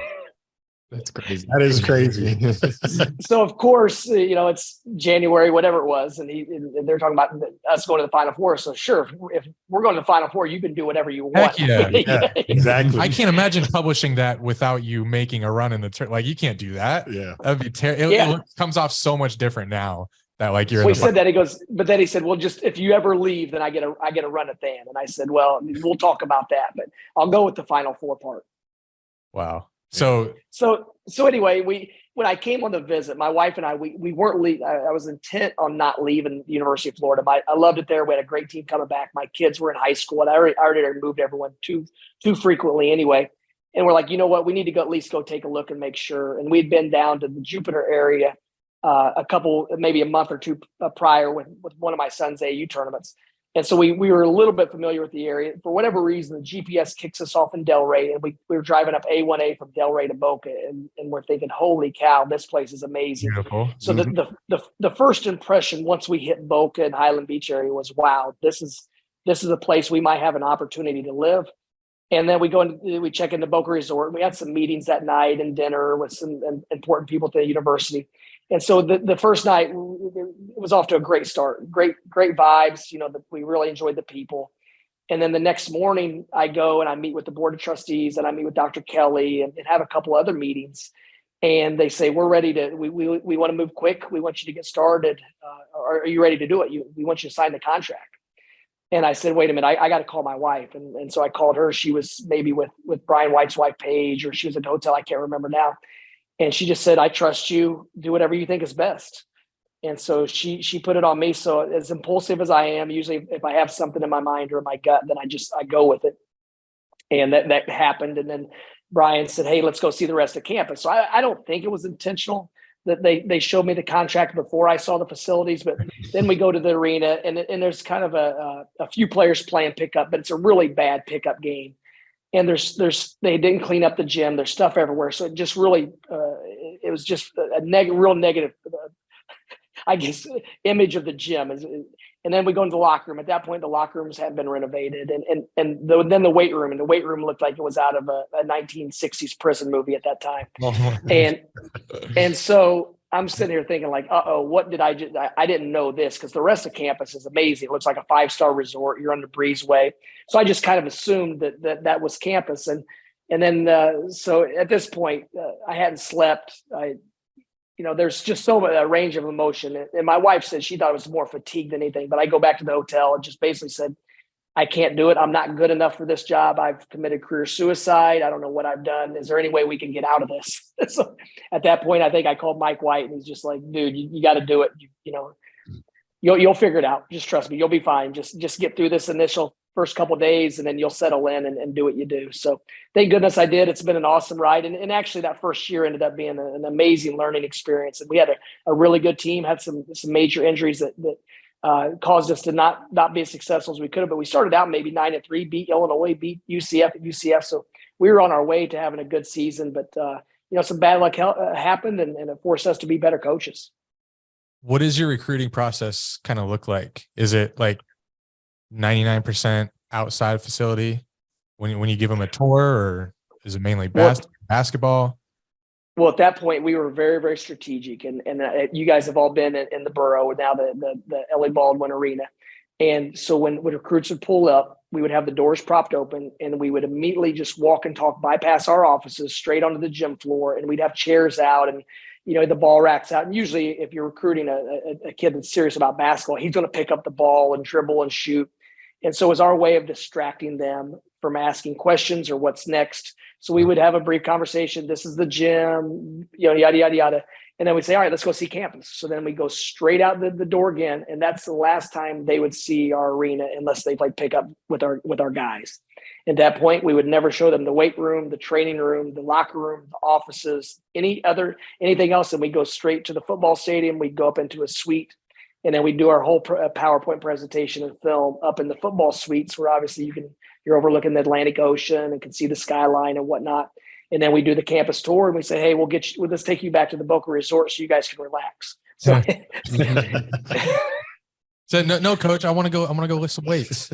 No. The resort's got weights. The resort. Yeah, exactly. The resort. Yeah, there's a personal trainer there. You'll be fine. You'll figure it out. So, but we were very strategic with all that, just trying to not point out any of the things we didn't have. And then once we redid the locker room and we got a new video board and there's minor renovations just to make the place look a lot nicer. Then we were able to kind of start showing more. But we also told people, if you're coming here if you want to choose a place for the facilities, or you're choosing a place for this or that, then we're not the right spot. We're going to work like crazy to help you get better. You're going to be in perfect climate and a great community and a great degree with a lot of opportunities for life after basketball. So that was more our sell than anything else. Awesome. And on the lighter side, how has studying the Australian rugby matches worked? It looked like it worked against Tennessee. Yeah, I don't know where that comment came from, and especially I know the difference between Australian rules football and rugby. I'd actually read the book about the All Blacks, so that's the rugby came. It was the confusion of reading that book, but it was just a little bit of a light joke. I didn't even know what the fuss was with Tennessee and Duke. But I just heard that it was physical, and some of the talking heads were complaining about it. So I made a joke at the end of a press conference, and some thought it was funny, and some didn't take it so well. Yeah, that's been the theme with the team, because we had the dunk, we had that, but it doesn't matter when you're winning. New stories will come. Yeah, no question. Can you give a story of recruiting first ever recruit? Michael Forrest. Yes, Michael Forrest. Yeah. Well, immediately after my press conference the next day, the following day after I had the buyer's remorse, we had the press conference, and everything was sped up to the 10th degree. And I called excuse me. So right after the press conference, they said, I'm going to take you back to the hotel and you can relax, and we'll grab dinner or whatever the case. And so I'm like, okay, this is a time for me to make a couple calls to the recruits that I thought we wanted. So I called Mike Forrest, and he answers the phone, and he sounds like he's in a gym. And he says, hello. And I said, Mike, this is Coach Dusty May. I'm the new coach at FAU. This is the first phone call I'm making since I've become a head coach. I'd love to recruit you, get you to campus. Are you interested? He's like, I don't know, maybe. And I said, would you consider just coming over to campus and checking things out? I don't know, maybe. And at this point I said, you live right down the street. You're 5-7 miles away, correct? I done some homework. And he said, yeah. And I said, all right, well, I'll call you later. Why don't you talk to your family? We'd love for you just to come over and spend an hour and get to know us. And from then we developed a good relationship. I hired Eric Pastrana on my staff, who had a relationship with his high school coach and his inner circle already. So at that point, we were able to at least overcome the lack of trust, because we were coming in so late. What have you taken from okay, so what was your position under Bobby Knight, and what did you take from being under him for the time that you were? Well, I played Division II basketball 1 year and ran cross country and wanted to be a high school coach. So I went and worked for Coach Knight thinking I'd be able to get a varsity position in the state of Indiana. And I took an unbelievable teacher, communicator, a genius when it comes to basketball. So every day that was my classroom. We would take notes. We would add, we'd write notes on a 3x5 note card, go back at night, put them in a notebook, watch film, just do anything we could to learn and grow. And you're working 40 to 80 hours a week, depending on whether you're in season or not. And you don't get paid anything. You're just doing it for the experience and to be a part of that program, which would open up a lot of doors. And to be honest, the first job I got out of college, I was the administrative spot video coordinator at Southern California on an Elite Eight team. And my interview process was this. Henry Bibby picked me up and said, hey, if you can work for Bob Knight, you can work for anyone. Here's what we're going to do. We're going to go back to office. I'm going to give you a couple projects. Unless you're the village idiot, the job is yours. Just because of being able to work for Coach Knight. Nice. What about work? So when you're take the head coaching job at FAU, eventually along comes Lane Kiffin. Being in a small school, do you guys interact a lot? And if you do you have any recollection of your time working as, the head coaches of two different programs? Yeah, a couple things. Well, number one, when I was at Southern California, he was on the football staff. So the football staff would come play noon basketball with us quite a bit. Lane, Pete Carroll, Steve Sarkeesian are some of the guys that I remember will come play noon hoops with the basketball staff and the administration. So I knew him a little bit from that, from that experience. And then when he was here, he kept to himself. Their offices were across campus. He would text after a big win. I would do the same. We didn't hang out or anything like that.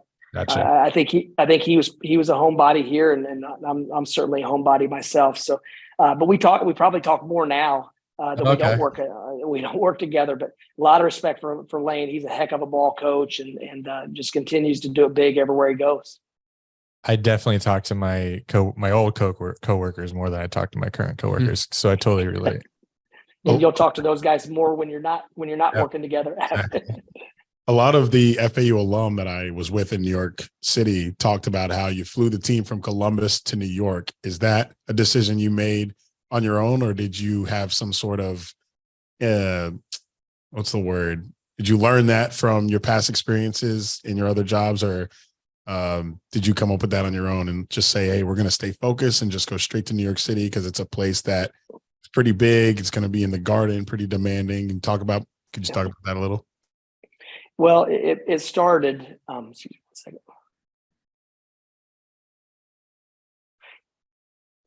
It started the conference tournament. We finished our regular season road swing at Rice and at La Tech. And La Tech, we played Saturday night. So to get home from Ruston, we would basically leave at 4 a.m. on Sunday, and we would get back to campus probably 6 or 7 p.m. if things went smoothly. We'd be home Monday, and then we would fly back to Texas on Tuesday morning.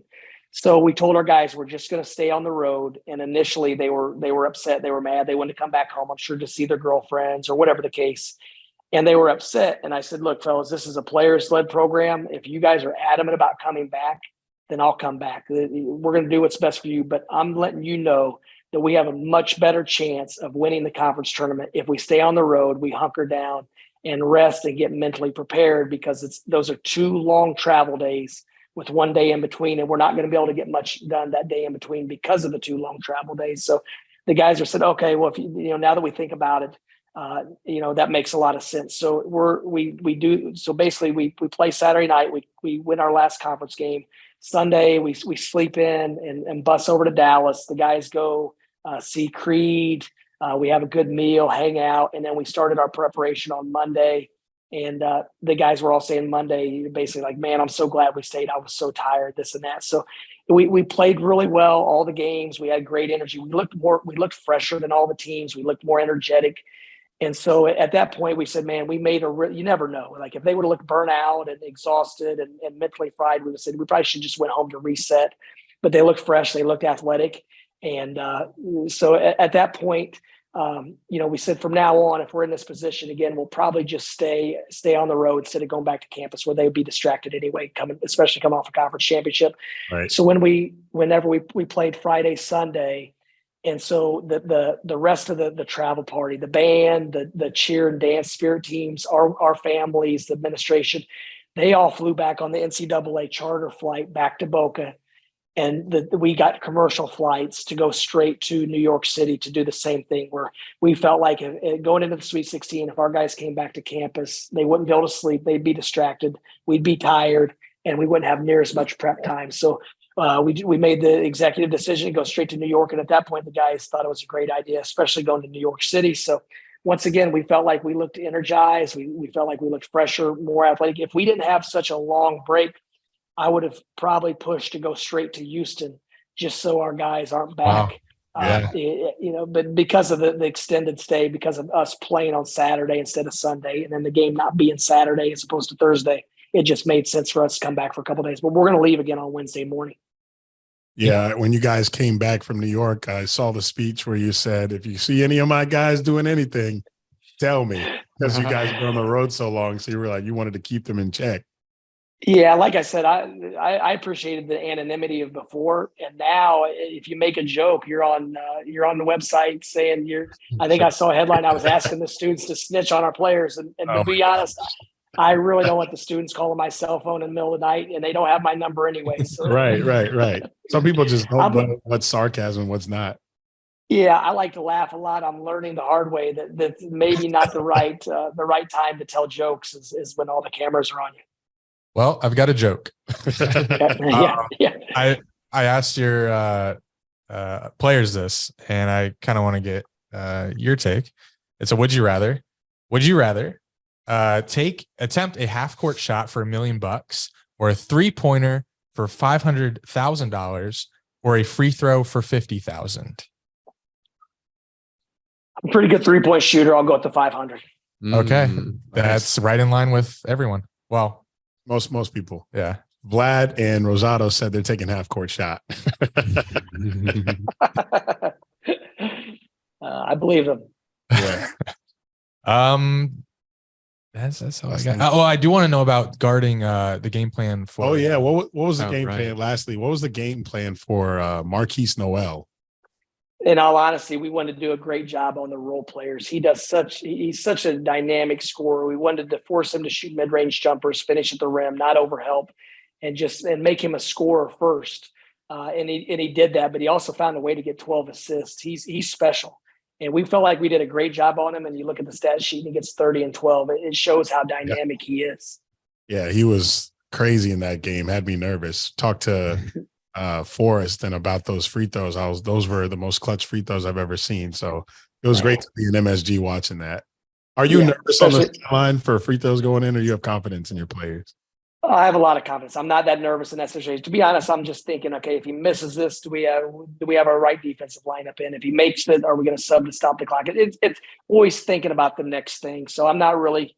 Obviously, I hope he makes it, and I'll feel a lot better if he does. But if he doesn't, we tell our guys all the time, you shouldn't have any pressure when you walk up to the free throw line when you play for us, because there's a great chance we're going to get the offensive rebound, or we're going to get a stop at the other end, just to try to eliminate that extra pressure and stress that these guys are under.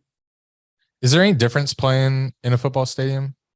I'm asking everyone this. I don't know why, but it intrigues me. We're trying not to make a big deal out of it. Both teams have the same constraints, same dimensions. So I'm sure the backdrop, I'm sure there's an air, I'm sure the ball, whatever. It's all going to be a little bit different. But because we get there so early, we're going to have a couple of practice sessions and a shoot around. So we should be fine. I have a theory that it might not be as loud as like an arena because it's so spread out. That's true. And it's open. It's outdoors. Is it outdoors? If there's 70,000 plus, it gets loud. Yeah, that's true. I can't wait to hear the FAU chants for 70,000 people. No doubt. I think we can pull the casual fans with us. Oh yeah. Oh gosh, they're already coming. Yes. They're already coming. Yeah, that'll be awesome. Yeah. Thank you so much. This means a lot to us and our podcast and our fans, our listeners. Glad to help. You might not, but thank you. Yeah, from the strategic recruiting, what you've built at FAU, the 3 losses we have, best record in the country. You guys believe that? Best record in the country right here. Right here. That's all you, Dusty, and the players. No, that's those guys. Yeah, that's all those guys. Yeah. We help. Our staff helps, but it's those guys, man. They're doing the heavy lifting.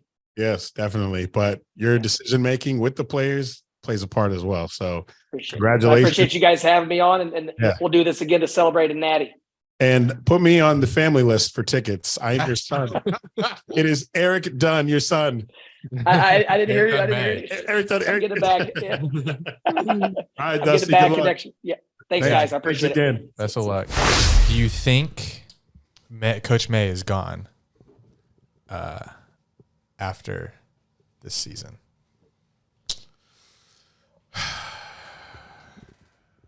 I don't. Whoa. Unless Miami job opens up. I think you'd take Miami. Because where did he come from? Indiana? Mm-hmm. He also most recently from Florida. Yeah. It's not open. But I think, he would take, I was told this by some intel, he would take Indiana because he's from there, Miami, or what you just said. Florida? Florida, yeah. Yeah, that's wild. Yeah. But the reason I say no, that he's not gone, is because he's only losing Forrest. You don't think other players would? The way Dusty's talking and the way he gets his team behind him, I think he'd be able to convince everyone to stay, because FAU's getting money. It doesn't go to the players, obviously, but FAU's getting money each round they make. So use that money, build up the program, or give it to Dusty. He's obviously going to go to another program because the money is better. Yes. So take this money that you're getting and put it in his contract and bring this team back. The players also have to get some NIL.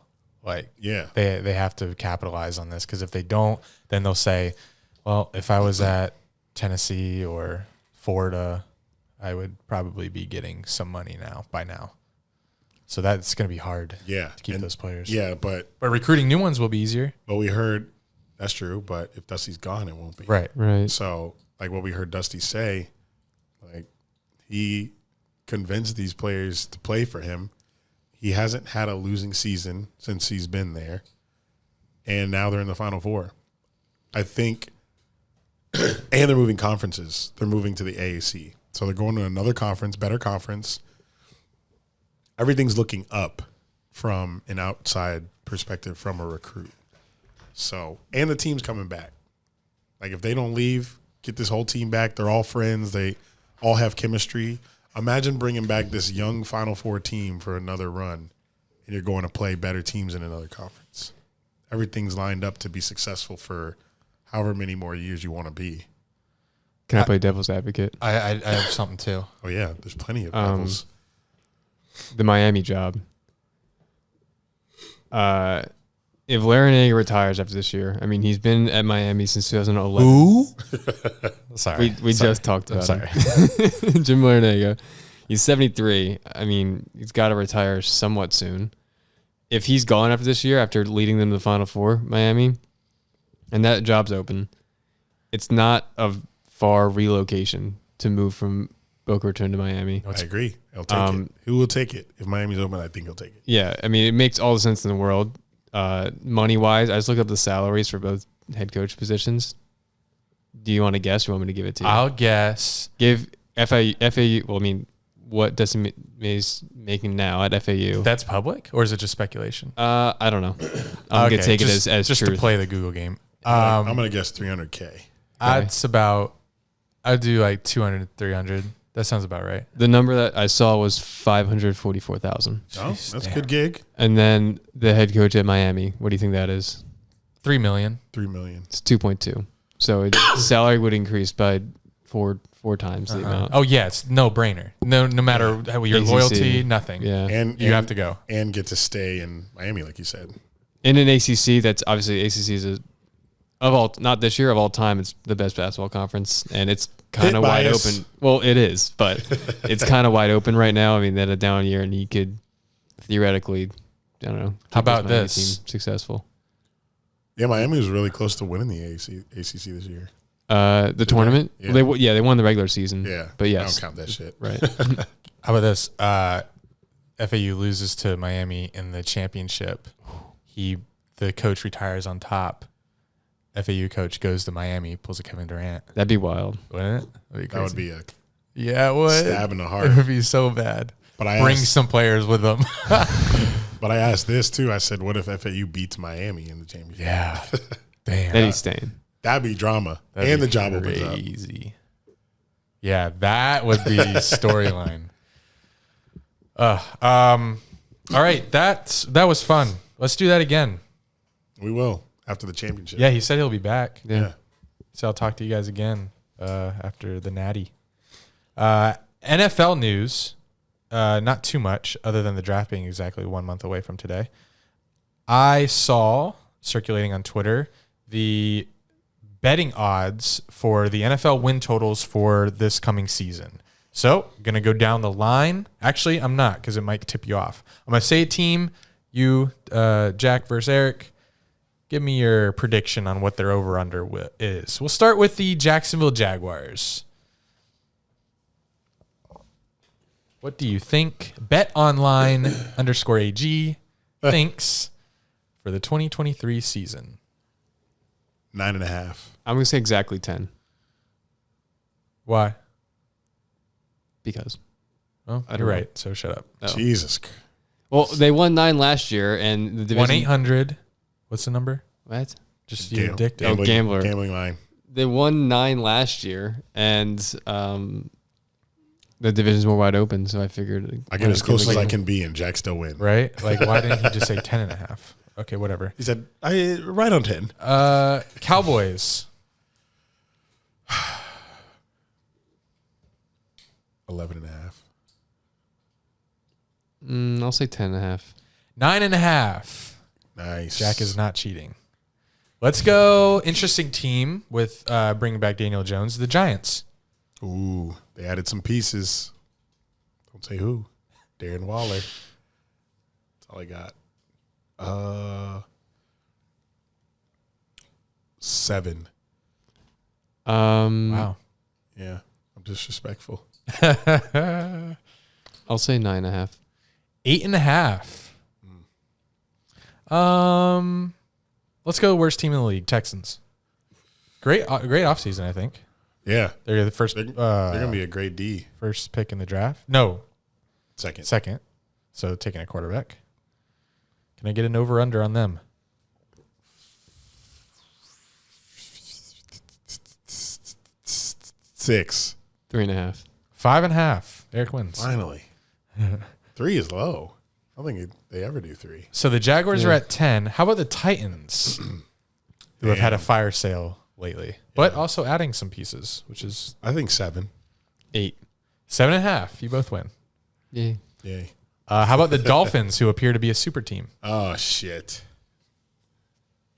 Damn. I can't imagine them being.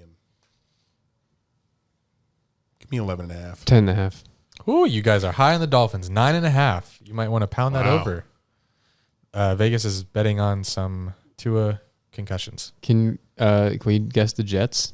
Because like Rodgers is kind of there, kind of not there. Go ahead. 10. I'll say 9. You both win. 9.5. I love when we're all winners. Let's go Jack's Eagles. Oh. They running it back? Are they running it back? They found a way to keep everyone somehow. Nope, they let some go. But Miles Sanders, but you have like 12 running backs. Well, so. they lost a good amount of guys.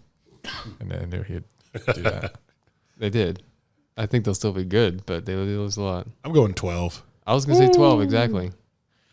It's high. I'll tell you this. There's not one team that is 12 or higher on this list. Oh. The Eagles are at 10.5. Wow. All right, let's go. Even league. Yeah. Bengals. Okay, well, that's on the list. Bengals. 10.5. 9.5. 11.5. Holy shit. Steelers. Mike Tomlin has never. He's in his 500 bag. Yep. 8.5. I'm going to say 9.5. Eric wins. 8.5. Let's go. Finally right on the money. I mean, any other teams you want to hear? How about Chiefs? 11.5. 11.5. They're up there. They're tied with the Bengals. Any other teams you want to hear? Your Lions? That's interesting. Yeah, I'll take Lions. Lions for 500. Sorry, guess. 9.5. Yeah. Yes. Yeah. Yep. They're favored to win the division too. Yeah. Hope they do. New era for Patriots after losing Aaron Rodgers. Ooh, let me get a 6. That's low as fuck. 7. 8. 7. Yes. Good correction. All right. Sweet. 16. That was fun. Championship. All right. On to the best recurring segment on Dunn and Drew. I gave Jack movie homework last week, and it was to watch and review Hereditary, the horror film. So I am very excited. I watched it for the first time a couple weeks ago, and I'm excited to see what Jack came up with. Very excited. It's a very weird movie. Jack, what's the last horror movie you watched? Titanic? I'm going to say The Purge. Wow. Okay. All right. I'm ready. All right. That's the first thing I wrote. All right. This one was something. I write this moments after watching it for my raw reaction. I'm going to start off by saying something that every horror movie watcher I'm sure can relate to. But I'm new to this, so... there were at least like 20 times throughout the movie that I envisioned myself in their position and just thought of how I would have been able to get out of it. Or there were so many times when I thought someone just called the police. It was ridiculous. But anyway. Good point. Yes, I'll start from the beginning. It opens with the grandma's funeral. No one cares at all she died, except for the little girl, Charlie, who we later find out is 13 years old, and there's no way. She's like 8 at most. Little girl Charlie is messed Ugly up. too, by the way. Yeah, so weird looking. Yeah, I wrote that next. She looks weird and acts weird. Always clicks her tongue, drawing weird things, and cuts off the head of a dead bird that flies into her classroom window at school. Disgusting. Charlie thinks she sees the dead grandma on multiple occasions. I think once in the yard and once at school. The mom, her name's Annie, trying to cope with the grandma's death, but she doesn't even like her, so I don't even know how she went to this, but she went to a death coping group. I don't know what it's called. They all sit in a circle and talk about death and try to get over it. Yeah. That sounded insensitive, but... Something like that. Annie, the mom, explains the type of relationship he had with her mother. It wasn't good. Her father killed him, so the grandma's husband, but Annie's father killed himself because he starved himself to death. And her brother hung himself and then blamed the mother for it. What's funny? Nothing. I don't know why. I didn't mean to chuckle. Accidental. Just I've never heard of starving yourself to death. Prisoners in Guantanamo Bay. Unfamiliar. Prisoners just in general. I don't talk to any prisoners. But really, in this situation, it seemed like it may have been a mental thing. I don't know. It was. Her brother hung himself, blamed the mother for it, which we can later assume why he blamed her. Foreshadowing. We also learn that Annie kept her mother away from Peter, who's Annie's son, when he was born. But Annie was kind of forced to let her mother help out with the girl Charlie for some reason. And we learned that the grandma was really clingy and overbearing to Charlie. The son, Peter, who's in high school, wants to go to a party, tells his mom it's a school barbecue. And his mom makes him bring little sister Charlie, which he still decides to go to the party and bring the sister, which I don't understand. Like at that point, like just don't go to the party. Exactly. If it's only your only option is to bring your weird little sister. Anyway, he goes to the party, lets his sister eat a cake with nuts in it, which we know she's allergic to because at the funeral earlier, she was eating a chocolate bar and the mom and dad made sure there were no nuts in it, which right away I knew that was important because that's such a weird detail. It had to mean something later. Exactly. Anyway, she eats it. She's about to die. Peter drives her Oh my God. to the hospital, and which of course every road is like deserted and completely pitch black dark. Charlie sticks her head out the window as she's like gasping for air. Peter swerves and out of the way of a dead animal, and the little girl gets decapitated by a pole. Jesus. She has her. This is very graphic. She has her head out the window. Yeah. And they drive by a pole, and whoosh, her head just falls off. Sounds like a scary movie scene. Oh, there's a what would you call that? It's a franchise. It's Yeah, called Scary Movie, where It's they like do. comedy. It's like comedic horror. Yeah. Okay. It's a what would you And a call it? spoof. It's a spoof. A parody spoof. Parody Okay. of scary movies. Yes, Yeah. it does sound like one. Um, I was laughing. I was like, "There's no way that just happened." Girl gets decapitated. I can't say that word. Then for some reason, I wrote that funny. Then for some reason, bro just drives the little sister's body home and leaves the head on the side of the road. Right. And then he leaves the body in the car. Doesn't say anything. Just goes to bed. Yep. And then next morning, mom finds the body in the car. Okay. You put yourself in those situations. In that situation, what would you do? Call the police. Oh, yeah. True. Because that sucks though. Your sister's head just got decapitated. Fuck.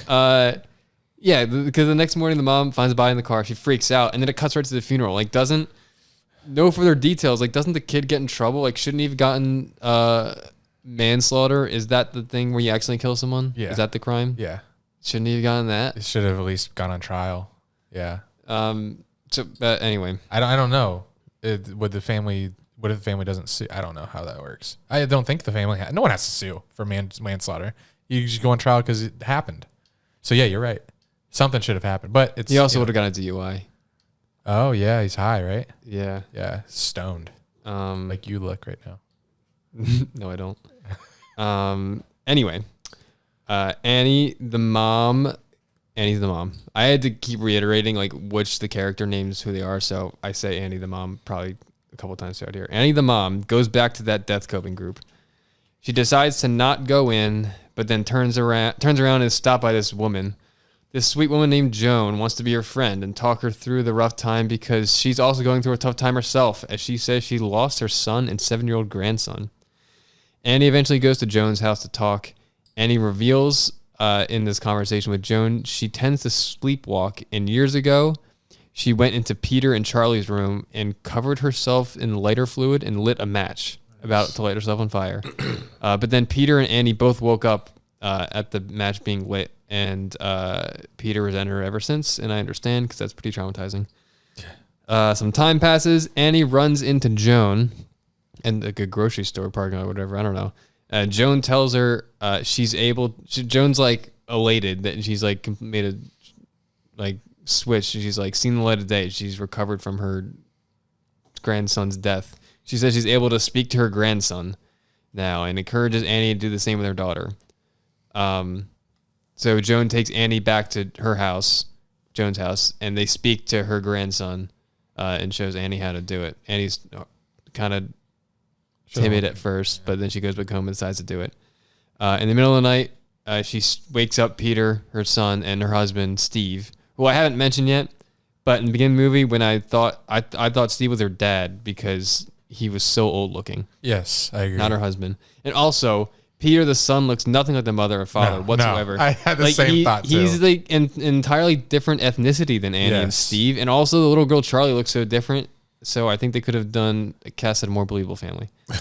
Anyway, they do the seance ritual to speak to Charlie, the daughter. Charlie shows she's present in the room, but ignites a large flame out of a little candle and takes over Annie's body, which makes sense because at this point you realize that she's an evil possessed child of some sort. So my timeline may be messed up here, but little girl Charlie then starts to haunt Peter because he accidentally killed her. Revenge. She appears in his room at night, and her head falls off, and some hands start grabbing Peter's face. Peter wakes up to his mom in his room, and he's horrified. Thinks it's the mom that did it to him. Also, at some point, it then cuts to little girl Charlie's old bedroom, and her sketchbook has Peter's face with X's over the eyes. The next day, Annie tries to go back to Joan's house to get her to undo this seance thing because Annie's now clearly being used as a medium for possessed Charlie to enter back into the real world. Annie bangs on Joan's apartment door to no one home, but the camera flashes to inside Joan's apartment, and it's just filled with a ton of candles and Peter's face in the Illuminati. It's a triangle. I don't know. It's Illuminati. So Peter's screwed at this point. Yeah. It flashes to Peter at school. He becomes possessed in class, smashes his head on the table, and his dad has to pick him up from school because he's a mess. Meanwhile, at home. Oh, that was gruesome. Yeah. Just smashing his head into like the table. immediate blood. Yeah. Disgusting. Meanwhile, at home, Annie finds her mother's dead body in the attic, which, of course, since the horror movie, you have to go in the attic. Of course. Along with some other stuff in a box that looks like her mother started a cult. In the pictures that she finds, her mother is with Joan, and Annie freaks out because she had no idea Joan knew her mother, which we then realize at this point that Annie's mother, at least I realized, Annie's mother is using Joan as a medium to get into the real world. From my understanding, we find out that the grandma who started this cult is worshipped by the cult, and the king that they worship wanted to inhabit a male's body, which explains why Peter is so coveted and also why the grandma wanted the little girl Charlie to be little boy Charlie when she was born. Annie shows Steve, her husband, the attic when he gets home with Peter. Peter is also still unconscious from slamming his head on the desk at school. Steve says he got a call that the mother's grave was dug up, so it makes sense that she's in the attic rotting away. Annie at this point says the only way to save our family is to burn little girl Charlie's sketchbook, and since Annie is the medium for Charlie into the real world, Annie's going to burn to death too once they burn the sketchbook. Annie and Steve argue over this, and ultimately Annie just throws the book into the fire, which instantly causes Steve to catch on fire and die for some reason that I didn't understand. Me neither. Yeah. So far, you're doing a really good job of... Really? Yeah. Okay. Like, I'm not even able to understand these movies first time. Okay.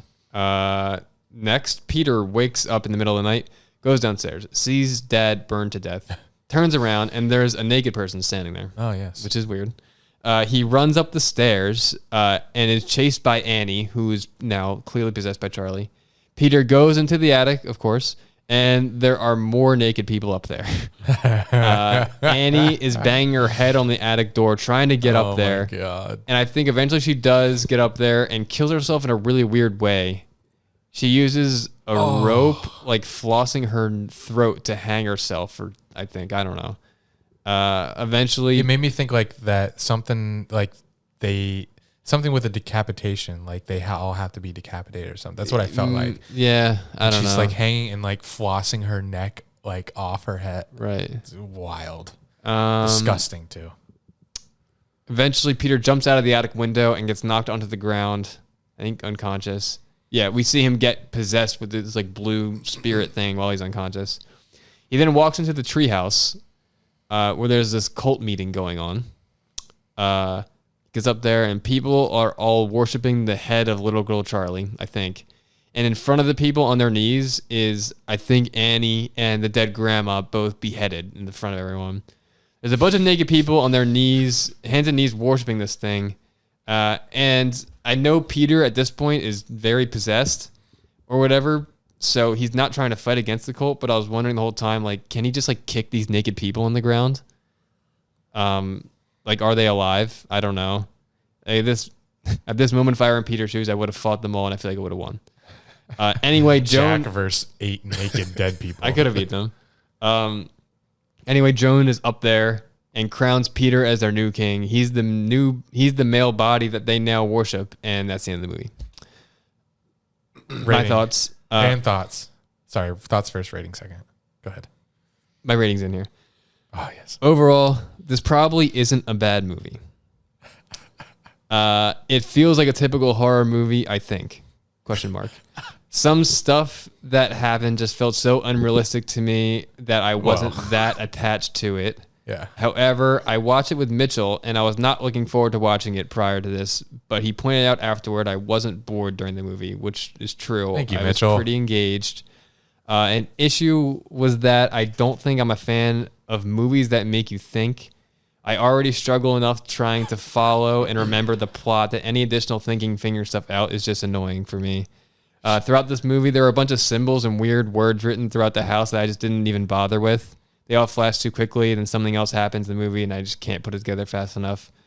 I'm going to give it a 5 out of 10. Ooh, I think it wasn't a bad movie, but it's just not for me. I need something that I can relate to more. It felt fake to me.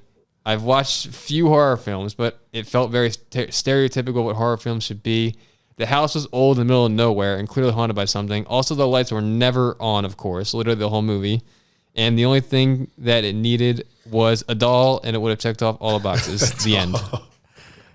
That's great. That sounds like a Midsummer type movie, which is the same director, like I said, because Midsummer has like weird worshiping shit and very gruesome deaths, like falling from cliffs and shit like that. So it checks out. Yeah, I am. I didn't know what I was getting myself into either when I started it, but I heard it was hyped up a lot. People were like, "Oh, that movie's gonna fuck you up." So I was looking forward to it, but then at the end, I'm like, "Oh, this is just another like culty religious horror movie," and it was weird enough that that's why I wanted you to watch it and review it, because weird how just like it's weird deaths, okay, the getting taken over by another, and I think this is. I wanted, I guess, to check what someone, a newbie would think of it, because me myself, I wasn't a huge fan, but everyone said it was great, so I wanted to see. Interested in your take, and you did not disappoint. Thank you.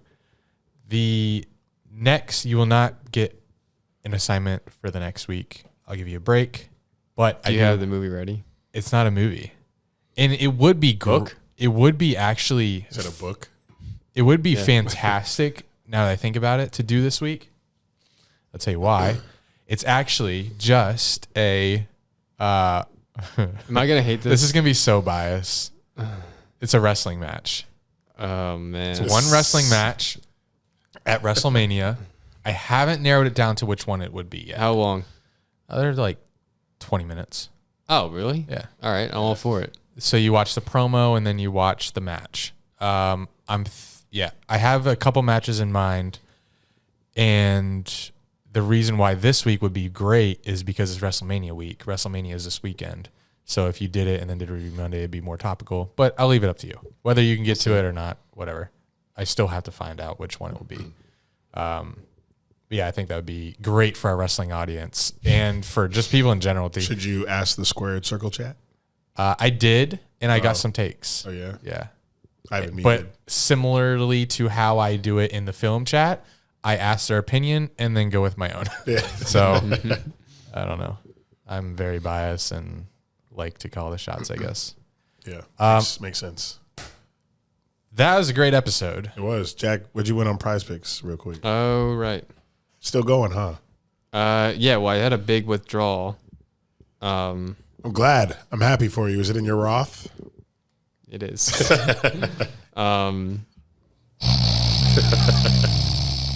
Who are you with? Schwab? Fidelity? Vanguard? One of them. One of them. Oh. He doesn't want to give up the secrets to financial freedom. Oh, wait. I won another I didn't even know about. Okay. I think. I actually don't know. Should I just share? I'll share my biggest one. It was the Kansas State, Michigan State game you were at the conclusion of. I had Marquise Noel at 6.5 assists. Yeah. Oh my 19. Lock.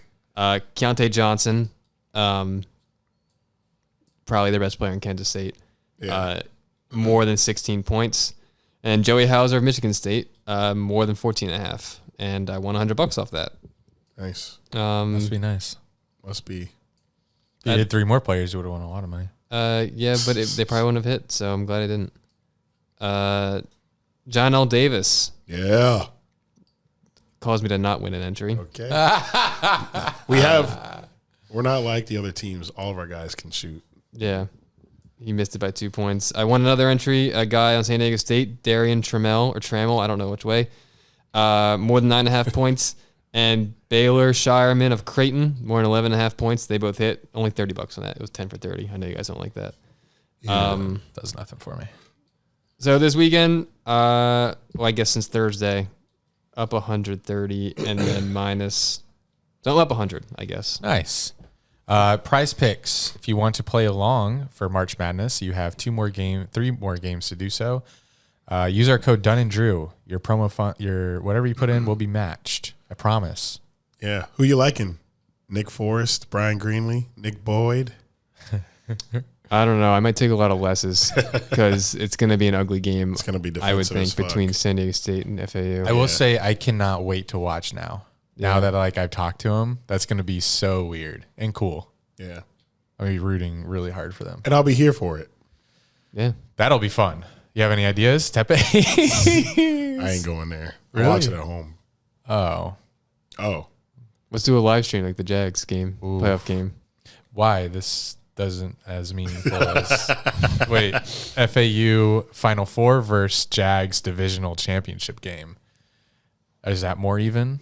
Divisional? Remember? So the Chiefs game? Yeah. Versus. So the debate was which win is better. Yeah. Jags wild card or FAU winning the Elite Eight. So now like which game are you more hyped for? The Jags divisional playoff game or the FAU Final Four game? Final Four. Mm-hmm.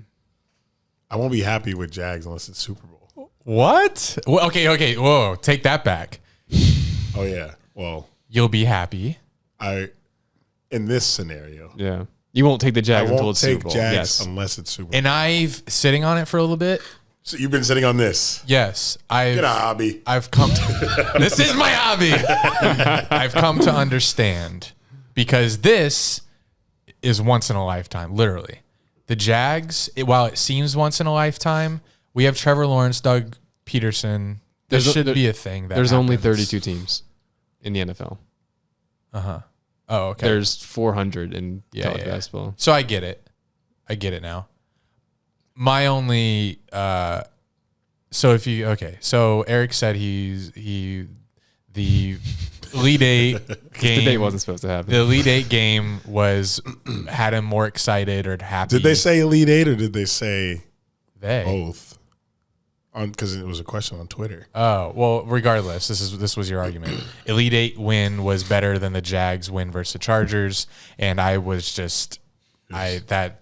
was flabbergasted. Yeah. As were Jags fans on Twitter, understandably, because that last season was something they've never experienced before, which this season is with FAU. They, us. I'm saying as Jags fans collectively. They and us. We. But it's the same with FAU. Never experienced this.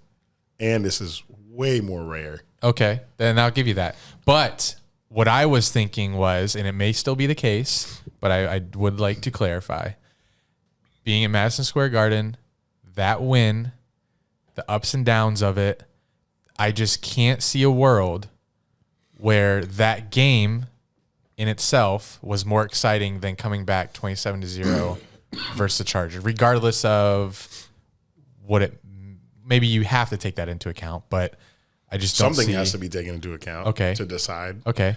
I just don't see how that game, while it was still good, close, crazy. You hate FAU. Yes. I just don't know how. I don't know. I saw your video after the field goal went through for the Jags. I didn't cry. I was also blacked for 7 straight hours on tequila, which emotion goes into liquor. I wasn't drunk at FAU game. Very expensive to be drunk. Yeah. I was sober as fuck, but it was back and forth the entire game. And being down in basketball in a setting like that and coming back and taking the lead is the energy in there. Much more. What's the word? There's way more anxiety in that situation than there is watching the NFL game because we were chilling. NBA game or a basketball game is just you're in anxiety. You're anxious the whole time. We were chilling. I feel like we were chilling until, Trevor did the 2-point conversion in front of us. I think that's when the game got real close. But the back and forth at March Madness is yes, 3, oh, foul, yes, block shot, oh, fuck, we turn it over. It's every play down the court, you're like, fuck, or yes, let's go. And that happened all the way to the end with the free throws. Those 4 free throws at the end of the game, your heart stops each free throw because you got Marquise Noel on the other end. If you miss one, he can go tie it easily. And if he misses, you don't know he's going to miss. You just know they got Marquise Lee about to throw up a 3. If it goes in, you're down by 1. And now you have to make something. And I hate that. I hate being down and we have to make the shot. It's terrible. I want to stay up. Yeah. I was watching at Rainforest Cafe. My whole family was at a table and I left. I said, I got to go see the end of this game. So I was the only one at the Rainforest Cafe bar watching the end of that game. The only one at Disney watching March Madness. To be fair, it was after Animal Kingdom closed, so there's like no one really there. Oh, that's fair. But yeah, I can't wait for Saturday. Yeah, I can. I can't wait for this pod to drop. Me either, man. What a fucking episode. And thank y'all for listening to it. Thank you, Dusty May. Thank you to all the players that came on. Thank you, Brian Clatzy, for getting us the connections. Check the description and how you guys can support these college players. Help them stay at FAU, man. We want to bring this team back. We want to bring Dusty back. We want to go to the championship. But join our Discord. We'll talk about it more. Join Patreon, patreon.com/Dunn and Drew. But until next time, this has been Dunn and Drew, baby. God, I'm congested. I can just hear that shit.